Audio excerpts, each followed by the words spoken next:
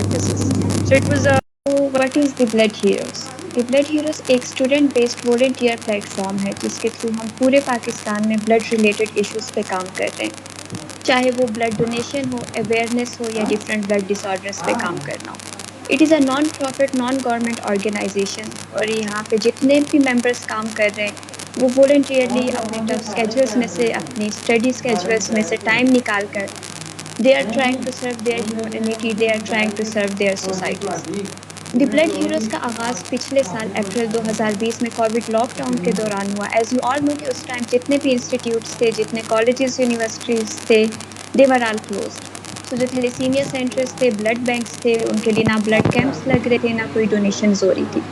तो इसलिए वहाँ पे ब्लड शॉर्टेज हो गई थी। सो एट दैट टाइम हमारे चंद मेंबर्स हुआ the pioneers of the blood heroes. We thought कि हम ऑन ग्राउंड एक्टिविटीज़ तो नहीं कर सकते, but why not use social media platform for this purpose. So इसी इनिशिएटिव को माइंड में रखते हुए तब हमने एक सोशल मीडिया अवेयरनेस कैंपेन का आगाज़ लिया था कि हम अपनी सोसाइटी में कम से कम लोगों तक बात तो पहुंचा दें, ब्लड डोनेशन क्या है, थैलेसीमिया क्या है, ब्लड शॉर्टेज क्या है। उस टाइम पे जब हमने एक अवेयरनेस कैंपेन स्टार्ट की थी तो हमारे वहमो गुमान में भी नहीं था कि एक दिन हम एक ऑर्गेनाइजेशन बन के पूरे पाकिस्तान में काम कर रहे होंगे। So the initiative, which started 1 year back in KPK with 20 members, right now it is serving with 6,000 plus volunteers throughout the Pakistan, and we have actively working teams in each and every district of KPK, Punjab, Sindh, Balochistan, Federal and Kashmir. So how are we working? हमारा way of working क्या है? अब तक हमने क्या काम किया? So we don't have any political or religious affiliation. ना ही हमारा कोई blood bank है. So no one donates for us. What we do is हमारे पास केसेस आते हैं नीडी पेशेंट्स के, हॉस्पिटल से, डिफरेंट थैलेसीमिया सेंटर्स से। हम उनके लिए डोनर्स ढूंढते हैं, डोनर्स वहाँ जाके उनके लिए डोनेट करते हैं and they get the blood. So इसी तरह से हमने ये एक साल में 12,000 से ज़्यादा पेशेंट्स को ब्लड प्रोवाइड किए हैं। Along with the daily cases हम लोग डिफरेंट थैलेसीमिया सेंटर्स के साथ एंड रीजनल ब्लड सेंटर्स के साथ थ्रू आउट द पाकिस्तान हम लोग ब्लड डोनेशन कैंप्स लगा रहे हैं। But what we the blood heroes think is कि हम ठीक है केसेस भी कर रहे हैं, हम ब्लड कैंप्स भी अरेंज कर रहे हैं, बट आप जिस भी चीज़ पे काम कर रहे हो जब तक आप सोसाइटी में उससे रिलेटेड अवेयरनेस नहीं क्रिएट करोगे उसका कोई फ़ायदा ही नहीं है। तो इसलिए हमारा जो मेन मकसद है, हम जो मेन काम कर रहे हैं वो अवेयरनेस पे ही है। हम ब्लड डोनेशन से रिलेटेड अवेयरनेस स्प्रेड कर रहे हैं, हम थैलेसीमिया से रिलेटेड उसके प्रिवेंशन पे कर रहे हैं through different physical sessions, awareness sessions in colleges and like the webinars we are having right now. सो अब तक हमने थैलेसीमिया पे, ब्लड कैंसर पे किया है, and now we are having a webinar on dengue, which isn't a blood disorder, but as बहुत ज़्यादा cases हैं and we are getting multiple dengue cases per day जिनमें platelets transfusion की ज़रूरत होती है। So that's why we thought कि ये बहुत ज़रूरी है कि हम इसके बारे में awareness create करें and हम इसमें अपना role play करें general public तक awareness पहुंचाने के लिए। So that's all from my side. Thank you so much. Thank you so much, Gulalai Irshad, for such comprehensive introduction of TBH. अब हम अपने पहले स्पीकर की जानिब बढ़ते हैं। हमारे पहले स्पीकर डॉक्टर शहजाद अली खान हैं। डॉक्टर शहजाद अली खान ने किंग एडवर्ड कॉलेज लाहौर से MBBS किया, royal society of public health and royal college of physicians and surgeon UK से फेलोशिप की।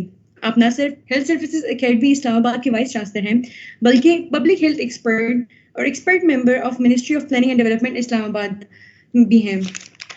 आज आप हमें हिस्ट्री ऑफ डेंगू और इसकी मोड ऑफ ट्रांसमिशन के बारे में आगाही फराहम करेंगे। Sir please, the floor is all yours. जी, thank you very much. I have a small presentation and then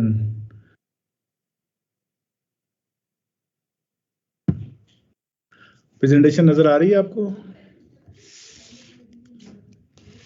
Yes sir, we can see the presentation. Thank you. So the topic for today is, like all of you told about, there was a quite massive communication on social media, and I hope all of us we can provide some basic information. This presentation is targeted towards most of the common non-medical people as well. So there may be many things which which will be not new to the medical community, but हमने चूंकि बहुत सारे आम जो हमारे शहरी हैं उनके लिए भी इसमें मवाद डालना था, तो थोड़ा सा हमने इसमें सिंपल लैंग्वेज यूज़ की है। पहली बात तो ये है, छोटी छोटी इसमें पॉइंट्स हैं कि ये कोई नई बीमारी नहीं है। जिस तरह हम अभी कोविड से जान छुड़ा के हटे हैं तो डेंगू आ गया है, तो आपका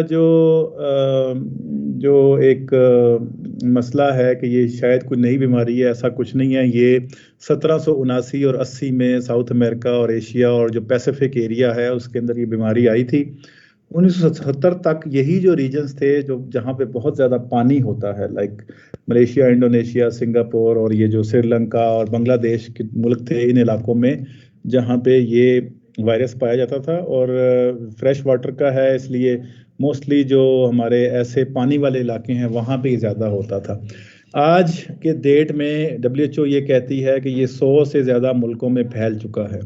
तो ये सैकड़ों साल पुरानी बीमारी है, इससे पहले भी होगी, लेकिन मॉडर्न वर्ल्ड में जो डाटा मिलता है हमें वो ये बताता है कि पहली एपिडेमिक इसकी 1779 और 80 में आई थी। 2.5 अरब लोग, तकरीबन 2/5 ऑफ द वर्ल्ड पॉपुलेशन, ये इसकी एट रिस्क है। 5 करोड़ केसेस होते हैं सालाना दुनिया में। और डेंगी हेमरेजिक फीवर जो कि इसकी एक कॉम्प्लिकेशन है। सो एक डेंगी फीवर है और एक डेंगी हेमरेजिक फीवर है। तो 5 लाख के करीब केसेस हर साल जिनको दाखिल करना पड़ता है दुनिया में पाए जाते हैं। और उसके लिहाज से अगर आप देखें तो ये बहुत बड़ी पॉपुलेशन है दुनिया में कि जो इससे मुतासिर होती है।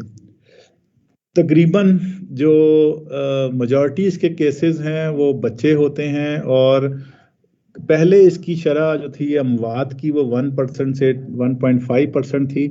ये कुछ थोड़ी सी बढ़ती जा रही है, इसके बहुत सारे रीजंस हैं, आगे आप देखेंगे। कुछ मेडिकल कॉम्प्लिकेशंस भी हैं, कुछ ट्रीटमेंट रिलेटेड हैं, कुछ और इश्यूज हैं।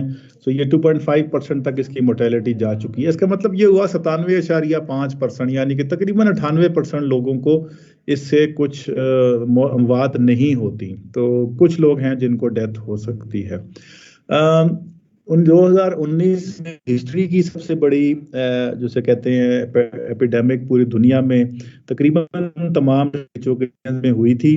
सिर्फ अमेरिका में 31 लाख केसेस थे। अमेरिका रीजन मतलब सारा के सारा नॉर्थ साउथ अमेरिका जो है, अमेरिकास जिसको कहते हैं। 2.25 लाख सीवियर केसेस थे। और बांग्लादेश, मलेशिया में लाखों केसेस थे। फिलीपीन में, वियतनाम में भी बहुत सारे केसेस थे। जो इसकी बहुत ज़्यादा जब इंक्रीज हो रही है तो इस वक्त ये कहा जाता है कि आधी दुनिया, कहाँ सिर्फ 9 मुल्क थे 50 साल पहले और 5 डेकेड्स में इतनी ज़्यादा क्लाइमेट में और इन्वायरमेंट में चेंजेस आई हैं कि अब ये जो पॉपुलेशन है दुनिया की, आधी पॉपुलेशन इसके रिस्क पे है। और 100 से 400 मिलियन इन्फेक्शन का खतरा है हमें हर साल। तो 40 करोड़ तक लोग जो हैं वो हर साल इन्फेक्ट हो सकते हैं। जो सेकेंडरी इन्फेक्शन जिसको हम कहते हैं कि दोबारा से डेंगू होना किसी और सीरोटाइप से, वो एक खतरनाक बीमारी पैदा कर सकता है जिसको एंटीबॉडी मीडिएटेड एनहांसमेंट कहते हैं। वो आगे हम उसका जिक्र करेंगे। उसकी वजह ये है कि 4 तरह के जो डेंगू वायरसेस हैं, अगर एक आपको हो गया तो उसके लिए तो इम्यूनिटी है, लेकिन बाकी 3 अगर आपको होते हैं तो वो बड़ा सीवियर रिएक्शन हो सकता है। इसका मतलब ये है कि अगर किसी को डेंगू हुआ है तो दोबारा से बहुत ज़्यादा सीरियस होना चाहिए कि दोबारा डेंगू ना हो, क्योंकि शायद वो वायरस टाइप डिफरेंट हो। इसमें थोड़ी सी जो एक हमें चीज़ें पता हैं। पहली बात तो ये है कि ये फीमेल मॉस्किटो है जो इन्फेक्ट करती है, उसकी बाइट से ये होता है। एडिस एजिप्टियाई इसका कॉमन नेम है, हमारे यहाँ एल्बोपिक्टस भी है, लेकिन ज़्यादातर ये शुरू से जो है ना, ये चितकबरा सा वाइट डॉट्स वाला black and white dots zebra की तरह का मच्छर होता है जो नज़र आता है, साइज में थोड़ा बेहतर होता है, नज़र आता है, और बड़ा स्लो मूविंग होता है और इनडोर्स में ही होता है, ये ज़्यादा आउटडोर में इतना नहीं होता। आफ्टर फीडिंग ये जब किसी, अच्छा जो सबसे इंटरेस्टिंग बात है, आप सब हैरान होते होंगे कि हम मच्छरों के पीछे तो पड़े होते हैं, और ये एक आम आदमी को ये बात समझने की ज़रूरत है कि मच्छर को डेंगू वायरस इंसान से मिलता है। तो अगर आप सारी दुनिया के मच्छर मार दें तो उससे ज़्यादा आसान काम ये नहीं है कि आप जिसको डेंगू हुआ हो, जिस शख्स को डेंगू हो, उसको बचा लें मच्छर से। सिर्फ वो डेंगू जो है वायरस ट्रांसफ़र नहीं होगा उस मच्छर में। सो आप अगर ये समझें कि बहुत आसान है कि डेंगू के केस को प्रोटेक्ट कर लेना, उसको इंसेक्टिसाइड ट्रीटेड नेट में रख लेना, उसको कवर कर देना इंडोर में और कोशिश करना कि उसको मच्छर ना काटे। ये बहुत आसान है एज कम्पेयर टू कि आप सारे इलाके के मच्छर मार दें। तो ये बहुत इंपॉर्टेंट है सबको समझने के लिए कि डेंगू का जो मच्छर है ये वायरस लेता है इंसान से, डेंगू के मरीज से, और फिर वो अपने पेट में उसको लेके जाता है और फिर वो सारा मल्टीप्लाई करता है और पूरी बॉडी में उसके इवन सलाइवरी ग्लैंड में भी ये वायरस जो है डीएनवी जिसको डेंगू वायरस कहते हैं ये फैल जाता है। और ये जो इसका पीरियड है ना मच्छर का कि वो जब लेके बाइट करके किसी डेंगू मरीज को जब ये जाता है अपनी नॉर्मल लाइफ की तरफ, तो वो जो एक्सट्रिंसिक इंक्यूबेशन पीरियड है यानी कि मच्छर के अंदर जो टाइम गुजरता है ना डेंगू वायरस का, वो ये कहा जाता है कि तकरीबन 8 से 10 से 10 के दरमियान होता है। और उसके लिए जो बेस्ट टेम्परेचर मच्छर को चाहिए होता है 25 से 28 डिग्री है। इसीलिए आजकल के ज़माने में, आजकल के दौर में, आजकल के महीने में, क्योंकि आप देखेंगे पाकिस्तान के मुख्तलिफ इलाकों में तकरीबन यही टेम्परेचर पाया जाता है, तो ये इस मच्छर की अफजाइश के लिए और वायरस की रेप्लिकेशन के लिए बेस्ट पीरियड होता है। तो इसलिए हर साल सितंबर अक्टूबर में ही इसकी वबा आती है और नवंबर में जब मिड नवंबर आता है और सर्दियां पड़ती हैं और टेम्परेचर 18 से या 16 से नीचे आ जाता है तो फिर इसको अफेक्ट हो जाता है थोड़ा सा मच्छर को। मॉस्किटो जब एक दफ़ा ये काट ले किसी इंसान को तो फिर वो पूरी अपनी, जो कि उसकी बॉडी के अंदर वायरस मौजूद है, वो जब भी इंसान को काटेगा तो वो डेंगू कर देगा। और ये एक सिंगल बाइट से, अब एक दफ़ा भी इसने इंसान को काट लिया मच्छर ने, तो ये डेंगू ट्रांसफ़र कर सकता है। ह्यूमंस जो हैं इसमें सिम्टम आने से 2 दिन पहले और सिम्टम या फीवर ख़त्म होने के 2 दिन बाद तक कहा जाता है कि ये ह्यूमन टू मॉस्किटो ट्रांसमिशन हो सकती है। यानी कि जब हमें मच्छरों के दिनों में ख़ास तौर पे इन दिनों में हमें इंडोर रहना और फुल कपड़े पहनना और मच्छरों से बचना ये बहुत ज़रूरी है। उसकी वजह यह है कि अगर हमें कोई डेंगू वायरस लिए फिरता हुआ मच्छर अगर काट लेगा तो फिर हमें कोई और मच्छर काट के तो वो भी डेंगू ट्रांसफ़र करेगा हमारे घर में और हमारे इलाके में। फीवर और वायरीमिया जो है तकरीबन ये कहा जाता है कि 10 से 12 दिन तक रहता है। एक और जो एक तो पहली बात कि ये सिर्फ और सिर्फ मच्छर के जरिए फैलता है, ये जहन में रखें। ये इंसान को हवा से जिस तरह कोविड लगता है ना साथ बैठने से, इस तरह नहीं लग सकता। ये कोई मुतअद्दी मर्ज नहीं है कि डेंगू के मरीज के पास बैठने से या उसके हाथ मिलाने से या उसके साथ खाने पीने से मच्छर ये बीमारी लग जाए। डेंगू का जो मर्ज है ये मच्छर काटेगा उस डेंगू के मरीज को और वो मच्छर ही आपको फिर काटेगा तो ट्रांसफर होगा। तो इसका मतलब ये हुआ एक मरीज से दूसरा मरीज बनने में मच्छर जो है वो वेक्टर का किरदार अदा करता है, वो एक कैरियर होता है। दूसरा जो कुछ केसेस में देखा गया है कि प्रेगनेंसी के अंदर भी कुछ केसेस ऐसे हैं कि जो मदर से फीटस में ये ट्रांसफ़र करते हैं, लेकिन प्रेगनेंसी में अगर डेंगू हो जाए तो उसके बड़े चांसेस हैं कि प्री मैच्योर डिलीवरी हो जाएगी, लो बर्थ वेट होगा या फीटल डिस्ट्रेस होगा। इस पे ज़्यादा डिटेल्स में मैं नहीं जाऊंगा, सिर्फ ये जो मैंने पहले बताई हैं बातें वही सेम हैं कि पहले मॉस्किटो ने जो है मच्छर ने काटा और उसने बाहर वो अपनी फिजा में फिरता रहा और अपने अंदर उसने वायरस मल्टीप्लाई किए। फिर उसने ह्यूमन टू, ये जो रेड कलर में लिखा हुआ है, ऑरेंज कलर में, इसने दूसरे ह्यूमन को काटा और फिर उसके अंदर वायरस रेप्लिकेट होना शुरू हो गया। कुछ बातें मच्छर के बारे में मैंने पहले बताया, ये फीमेल मॉस्किटो होती है, एडिस जिप्साई नाम होता है, अर्बन यानी कि शहरों में पाया जाता है। मैन मेड कंटेंट जो हमने लिटरिंग की होती है, जो हमने अंबार लगाए होते हैं घर के अंदर, ये उसके अंदर परवरिश पाता है। ये मैन मेड जो हमारा है कहते हैं ना ब्रीडर एरियाज, उसमें ये पलता बढ़ता है और ये सुबह के टाइम ज़्यादा एक्टिव होता है और शाम के टाइम ज़्यादा एक्टिव होता है। यानी कि बड़ा ये आप समझ लें कि नखरे वाला मच्छर है। ये अपने टाइम से सुबह सुबह काम करता है, उसके बाद शायद कहीं जाके सो जाता है और फिर शाम को दोबारा एक्टिव हो जाता है। तो इन दोनों टाइमों में आपने बड़ा ख्याल रखना है। इसका जो एग्स, ये फीमेल है और ये एग्स जब पास करती है तो उसमें वायरस होता है और वो जो अंडे हैं इसके मच्छर के, वो जिन जिन जगहों पे पड़े होते हैं वहाँ पे कई महीनों तक वो पड़े रहते हैं। और जब उनको पानी लगता है, पानी या नमी बहुत ज़्यादा होती है, जब पानी लगता है तो उसमें से फिर नए मच्छर निकल आते हैं। हमारे यहाँ पे एडिस जिप्साई के अलावा एल्बोपेक्टस भी मौजूद है जो काफ़ी हद तक ये फैला रहा है। और ये टायर्स में और ये जो बांस की चीज़ें हैं या ऐसी चीज़ें हैं कि जिनके अंदर कंटेनर्स आपके टिन वगैरह होते हैं या गमलों के पॉट्स होते हैं, उसमें बहुत ज़्यादा पाया जाता है। और ये उन इलाकों में होता है जहाँ एडिस जिप्साई ना हो। ये है वो जगह जो हमने घर में, होटलों और आपने देखा होगा मुख्तलिफ जगहों पर ये ढेर लगा हुआ होता है। ये कुछ तस्वीरें हैं कि जहाँ पे ये मच्छर के अंडे और मच्छर को रहना पसंद करता है ठंडी जगह पे और पानी के पास, और यहाँ पे बहुत ज्यादा ये मच्छर होते हैं और फिर ये उड़ के सुबह के टाइम और शाम के टाइम फैल के काटते हैं, और अगर किसी डेंगू वाले मरीज को इन्होंने काट लिया तो फिर ये सारी लाइफ के लिए वो डेंगू का वायरस लिए फिरते हैं। वायरस 4 तरह के हैं, मैंने पहले आपको बताया था। इसमें जो एक दफ़ा एक सीरोटाइप का अगर इन्फेक्शन हो जाए तो वो इंसान को, ह्यूमन को फुल लाइफ टाइम इम्यूनिटी तो दे देता है, लेकिन दूसरे जो 3 टाइप्स हैं उनकी इम्यूनिटी नहीं होती। बल्कि कई केसेस में अगर एक टाइप का पहली दफ़ा आपको वायरस गया है आपके अंदर और दूसरी दफ़ा किसी और टाइप का वायरस चला गया तो कॉम्प्लिकेशन के चांसेस बहुत ज़्यादा होते हैं। ये एक थोड़ी सी खतरनाक बात है जो कॉम्प्लिकेशन करती है। इसका मतलब ये हुआ the mosquito bite can cause the disease, और ये एक दफ़ा काट के उसको वायरस लेके दूसरे शख्स तक ट्रांसफ़र करता है। और ये सिर्फ और सिर्फ जो है ना डेंगू इन्फेक्टेड पर्सन से इसको वायरस मिलता है, इसलिए keep the infected person isolated from mosquito. That is the biggest and the most important intervention. हम जो ये सारे जहान में मच्छर मारते फिरते हैं, अगर हम थोड़ी सी ज़्यादा तवज्जो कर लें डेंगू के पेशेंट्स और सस्पेक्ट्स के ऊपर कि वो किस तरह उनको हमने मच्छरों से दूर रखना है, तो शायद मच्छर को वायरस मिलेगा ही नहीं, और अगर मच्छर को वायरस नहीं मिलेगा तो किसी और शख्स को वो मच्छर डेंगू नहीं ट्रांसफ़र कर सकता। तो ये ध्यान में रखें, मच्छर को वायरस जो है वो इंसान ही देता है। इंसान अगर डेंगू का है शिकार या डेंगू का शक है किसी को उसके ऊपर, तो उसको तो चाहिए कि वो अपने ऊपर अच्छे तरीके से लोशन भी मल ले जिससे ये मच्छर दूर रहें, फुल स्लीव्स कपड़े पहने और कोशिश करे कि हवादार जगह पे, ऐसी जगह पे बैठे जहां मच्छर को काटना जो है ना, मच्छर का काटना बड़ा मुश्किल हो। सो इट्स नॉट कंटेजियस, मैंने पहले कहा था मुतद्दी नहीं है, ये पर्सन टू पर्सन नहीं होती, ये person to mosquito to another person pathway इस्तेमाल करता है।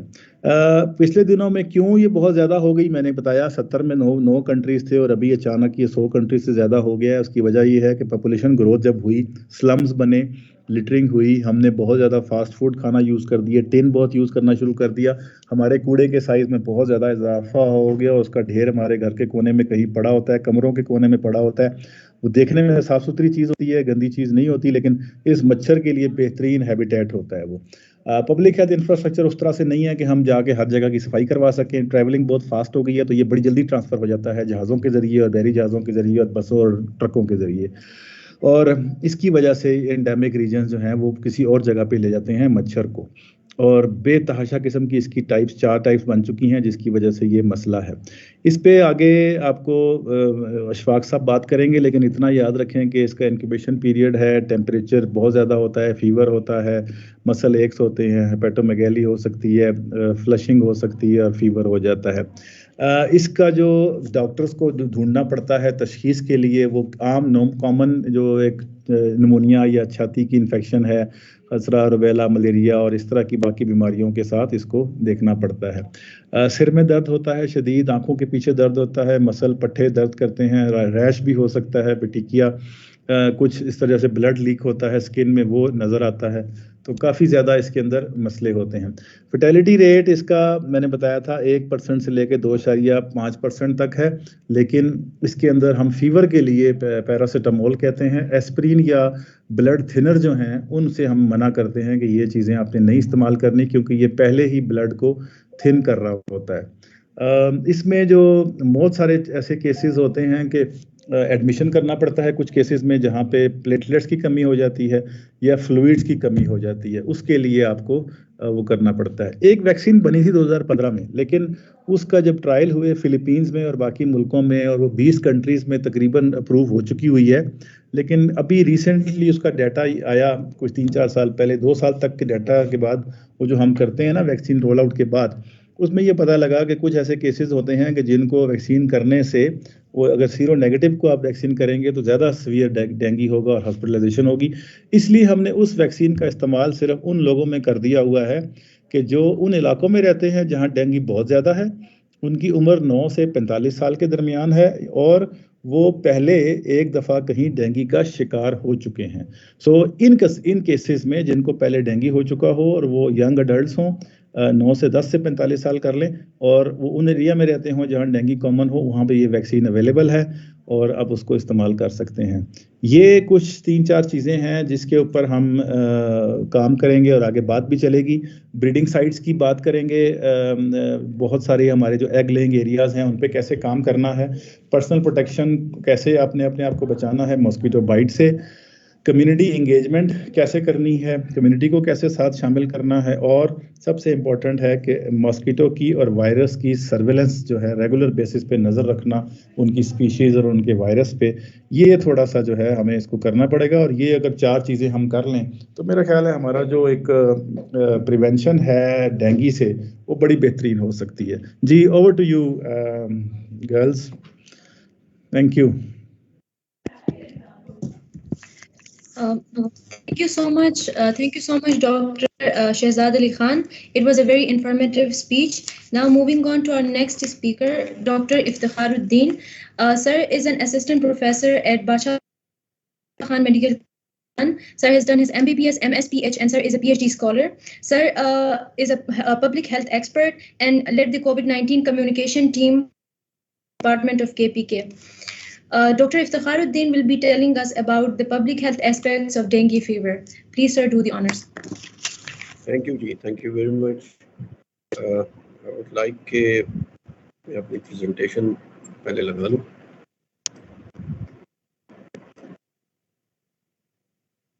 जी, मेरी presentation अगर नजर आ रही है तो मुझे बता दीजिएगा. जी सर, नजर आ रही है presentation. Okay, thank you very much, जी. सबसे पहले मैं थोड़ा सा अपना तारुफ करा दूं रिगार्डिंग डेंगी, माय एक्सपीरियंस कि जी मैं डेंगी में कितना काम किया है मैंने. और 2013 का जब स्वात का आउटब्रेक आया था तो I was due surveillance officer disease early warning system, WHO का एक disease early warning system in place था, and I was the public health officer and surveillance officer at Swat.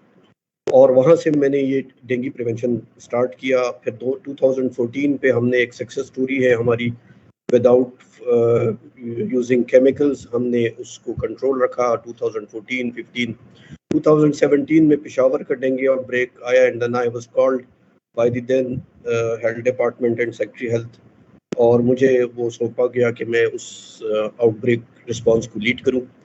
Basically Shahzad साहब ने बहुत ज़्यादा चीज़ें डेंगू के बारे में बड़ी कम्प्रहेंसिवली सब कुछ बता दिया है. मैं जिस चीज़ को कवर करने की कोशिश करूंगा वो ये है कि हमने इस आउटब्रेक को कंट्रोल कैसे करना है, हमने लोगों को और ख़ुद क्या मैसेज लेके जाना है कि हम इस आउटब्रेक को कैसे कंट्रोल करेंगे. और ये किताबी बातें नहीं है, हमने इसको किया, इसको प्रैक्टिकली हमने इम्प्लीमेंट किया.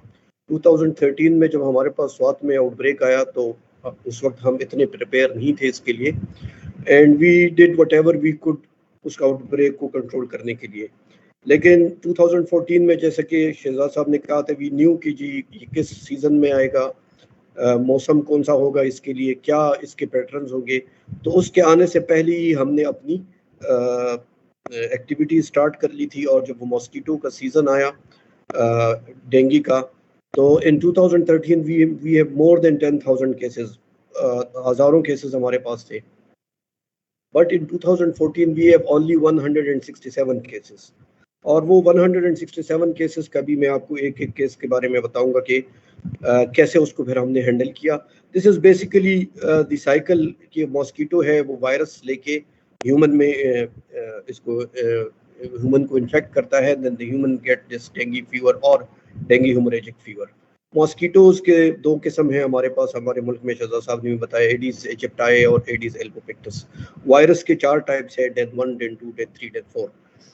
जो तरीक़ेकार है वो ये है कि इस चीज़ों में हम तो ना वायरस के ख़िलाफ़ लड़ सकते हैं और ना ह्यूमंस को हम कम कर सकते हैं. हमने अल्टीमेटली मॉस्किटो के ख़िलाफ़ लड़ना है, और मॉस्किटो के ख़िलाफ़ लड़ने के लिए हमारे पास ये वो टेम्परेचर्स हैं जो शहजाद साहब ने जिसका जिक्र किया. Above 40 it can not survive, below 10 it can not survive the mosquito. Mosquito in 2 temperatures में सर्वाइव नहीं करता. Above 36 and below 16 it can not reproduce. तो यो 36 से टेम्परेचर ज़्यादा हो जाता है और 16 से कम हो जाता है तो जो कि रिप्रोड्यूस नहीं कर सकता और इसकी लाइफ स्पेन 2 वीक्स है मॉस्किटो की मैक्सिमम। तो 2 हफ्तों के बाद वो चूंकि नए अंडों से मच्छर नहीं निकल रहे होते, सो 2 हफ्तों के अंदर अंदर इन टेम्परेचर्स में मच्छर ख़त्म होना शुरू कर देता है। और जो बेस्ट इनके लिए है वो बिटवीन 30 एंड 20, यहाँ पे इसकी एक्टिविटीज़ डबल हो जाती है, इसकी रिप्रोडक्शन भी डबल हो जाती है, इसकी जो ट्रैवलिंग स्पीड है वो भी डबल हो जाती है, और ये बाइट करना। So this is basically the outbreak season type between 30 and 20, ये बहुत ज़्यादा डैमेज कर सकता है। तो मैं इसकी बात कर रहा था कि जी ये हमारे पास वो साइकिल है जिसको हमने ब्रेक करना है। अडल्ट मॉस्किटो एग्स देता है, एग्स से फिर लार्वा बनता है, लार्वा पानी में पाया जाता है जिसको हम पोटेंशियल या हमारी जो ब्रीडिंग साइट्स हैं, और फिर वो एडल्ट मॉस्किटो में कन्वर्ट होता है। सो इन तीनों में हमें एक जगह पर इसको या तीनों जगहों पर इसको स्ट्राइक करना है ताकि इसका साइकिल ब्रेक हो, और अगर हमारे पास मॉस्किटो नहीं रहेगा तो फिर वो किसी को इन्फेक्ट नहीं कर सकेगा। So this was the place where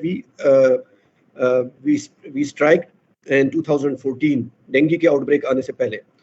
अब इसमें 3 चीज़ें हैं, या तो ये है कि हम एग्स के खिलाफ काम करें, या ये है कि हम मॉस्किटो के खिलाफ काम करें, एडल्ट मॉस्किटो जिसको लाइव जो मच्छर है जो उड़ता रहता है, या फिर लार्वा के खिलाफ काम करें।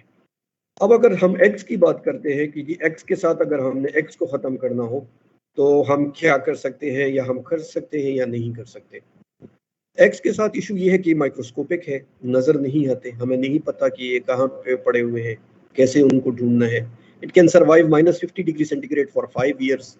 50 डिग्री मनफी 50 डिग्री सेंटीग्रेड में ये 5 साल तक सर्वाइव कर सकते हैं। एक्सट्रीम हीट, पेशावर, दिए खान, मर्दान, कोहाट के सड़क के ऊपर 5 साल तक ये सर्वाइव कर सकते हैं। हीट इसका कुछ नहीं बिगाड़ सकता, और कोई केमिकल हमारे पास इस वक्त ऐसा नहीं है इसमें हम इस एग्स को ख़त्म कर सके। तो प्रैक्टिकली स्पीकिंग हम एग्स के साथ कुछ नहीं कर सकते। ये हर साल बहुत सारे एग्स हमारे एनवायरनमेंट में आ रहे होते हैं, और फिर उससे लार्वा बनता है, और लार्वा से फिर मच्छर बनता है। अब हम आते हैं मॉस्किटो की तरफ। मॉस्किटो जो एडल्ट मॉस्किटो है, ये 1 फीमेल मॉस्किटो 200 से 300 तक अंडे देती है। 2-3 हफ्तों में ये अंडे इन अंडों से मच्छर निकल आते हैं, और अब विद इन 3-4 वीक्स हर एक मच्छर जो है फीमेल मच्छर अगेन 200-300 अंडे देती है। So this is a very rapid explosion of mosquitoes. और इसको लिए जो हमने 2 तरीके इस्तेमाल करते हैं, एक को हम कहते हैं फॉगिंग, और दूसरे को हम कहते हैं IRS।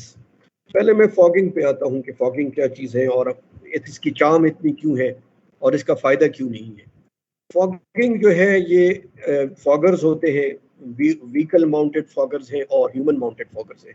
व्हीकल माउंटेड फॉगर्स ये सुजुकी पिकअप्स के ऊपर लगाए होते हैं, और वो हर जगह जाते हैं और वहाँ से फॉग निकलती है। और जो ह्यूमन माउंटेड है वो छोटे से है, वो शोल्डर के ऊपर हमारे जो वर्कर्स हैं उन्होंने रखे होते हैं, और वो घर घर जाके और मोहल्लों के अंदर और जहाँ पे वो गाड़ी नहीं जा सकती वहाँ पर जाके फॉगिंग करते हैं। सो 2 तरह के फॉगर्स हैं, एक हॉट फॉगर्स हैं और एक कोल्ड फॉगर्स हैं। हमारे पास जो फॉगर्स हैं they are hot foggers. Hot foggers में हमें केमिकल के साथ साथ डीजल भी डालना पड़ता है, और हम ना सिर्फ एनवायरनमेंट में केमिकल स्प्रे कर रहे होते हैं बल्कि उसके साथ साथ हम डीजल भी स्प्रे कर रहे होते हैं। जो कोल्ड फॉगर्स हैं वो बहुत ज़्यादा वो हमारे पास नहीं है, वो बहुत ज़्यादा एक फॉगर बहुत ज़्यादा एक्सपेंसिव है, बहुत अवेलेबल भी शायद नहीं है, लेकिन उसमें डीजल नहीं डालना पड़ता। तो जो फॉगिंग है उसका तरीक़ाकार ये है कि अगर आपने किसी मोहल्ले की, किसी घर की, किसी दफ्तर की फॉगिंग करनी हो तो आप एक दिन पहले उन सबको बता देते हैं। जैसे मिसाल मैं आपको दूंगा, हम ज़्यादातर मेडिकल कॉलेजेस में पढ़े हुए हैं और या पढ़ रहे हैं, स्टूडेंट्स भी हैं, या किसी भी प्राइमरी स्कूल या सेकेंडरी स्कूल की अगर हम बात करते हैं, तो आपको एक दिन पहले या सुबह या उस दिन से कुछ देर पहले वहाँ पे जाके बताना पड़ेगा कि जी हमारे फॉगर्स आएंगे और आपका जो स्कूल है वो फॉग करेंगे। तो सिर्फ बाहर जो मेन रोड है उसको नहीं फॉग करना, मेन रोड पर मच्छर नहीं होता, मच्छर होता है बिल्डिंग्स के अंदर। जिस तरह शहजाद साहब ने कहा कि ये ज़्यादातर कमरों में, बिल्डिंग्स में उसके अंदर होता है, फर्नीचर के नीचे छुपा होता है, कुर्सियों मेज़ों के नीचे, पर्दों के नीचे छुपा होता है। या फिर अगर ये बाहर होता है तो बाहर ये बड़े बड़े जो बुशेस होते हैं, जंगली हो या जो घरों में हमने लगाए होते हैं, जिस तरह बड़े बड़े बुशेस हो, उसके नीचे बैठा होता है। सो अगर हमने कोई घर फॉग करना है, क्योंकि मेन रोड्स पे नहीं होते, इसलिए मेन रोड पर फॉगिंग का कोई फायदा नहीं है, वहां पे ऑलरेडी इतना धुआं होता है और इतना केमिकल हो, या ये झाड़ियों के नीचे होगा या फिर घरों के अंदर होगा। तो उसका फॉग करने का तरीका ये है कि आपने उस सारे घर के या उस सारी बिल्डिंग की खिड़कियां बंद करनी है और दरवाजे खोल देने हैं, ताकि फॉग जो है वो उस घर के अंदर एक एक कोने में, एक एक कमरे में, एक एक वॉशरूम में, एक एक टॉयलेट में पहुंच जाए, लेकिन वो खिड़कियों और रोशनदानों के जरिए फिर वहां से बाहर ना निकले। तो ये तरीकाकार है किसी भी बिल्डिंग को। और जो बाहर झाड़ियां हैं, उन झाड़ियों के नीचे पूरी फॉग बेसिकली एक ब्लैंकेट की तरह नीचे आ रहा होता है। जब इसको वो हवा में फेंकते हैं तो ये ऊपर से एक ब्लैंकेट की तरह नीचे आता है।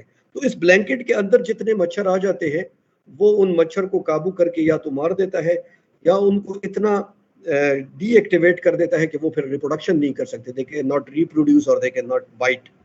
लेकिन फॉग के खत्म होने के घंटा 2 घंटे के बाद अगर पानियों में से नया मच्छर बन रहा हो, नया लार्वा में से नया मच्छर आ रहा हो, तो वो जो 1 घंटा पहले फॉग हुआ होता है वो उस मच्छर पे कोई असर नहीं करता, बिकॉज वो जो केमिकल है वो हवा में नहीं रहता, वो जमीन पे आ जाता है।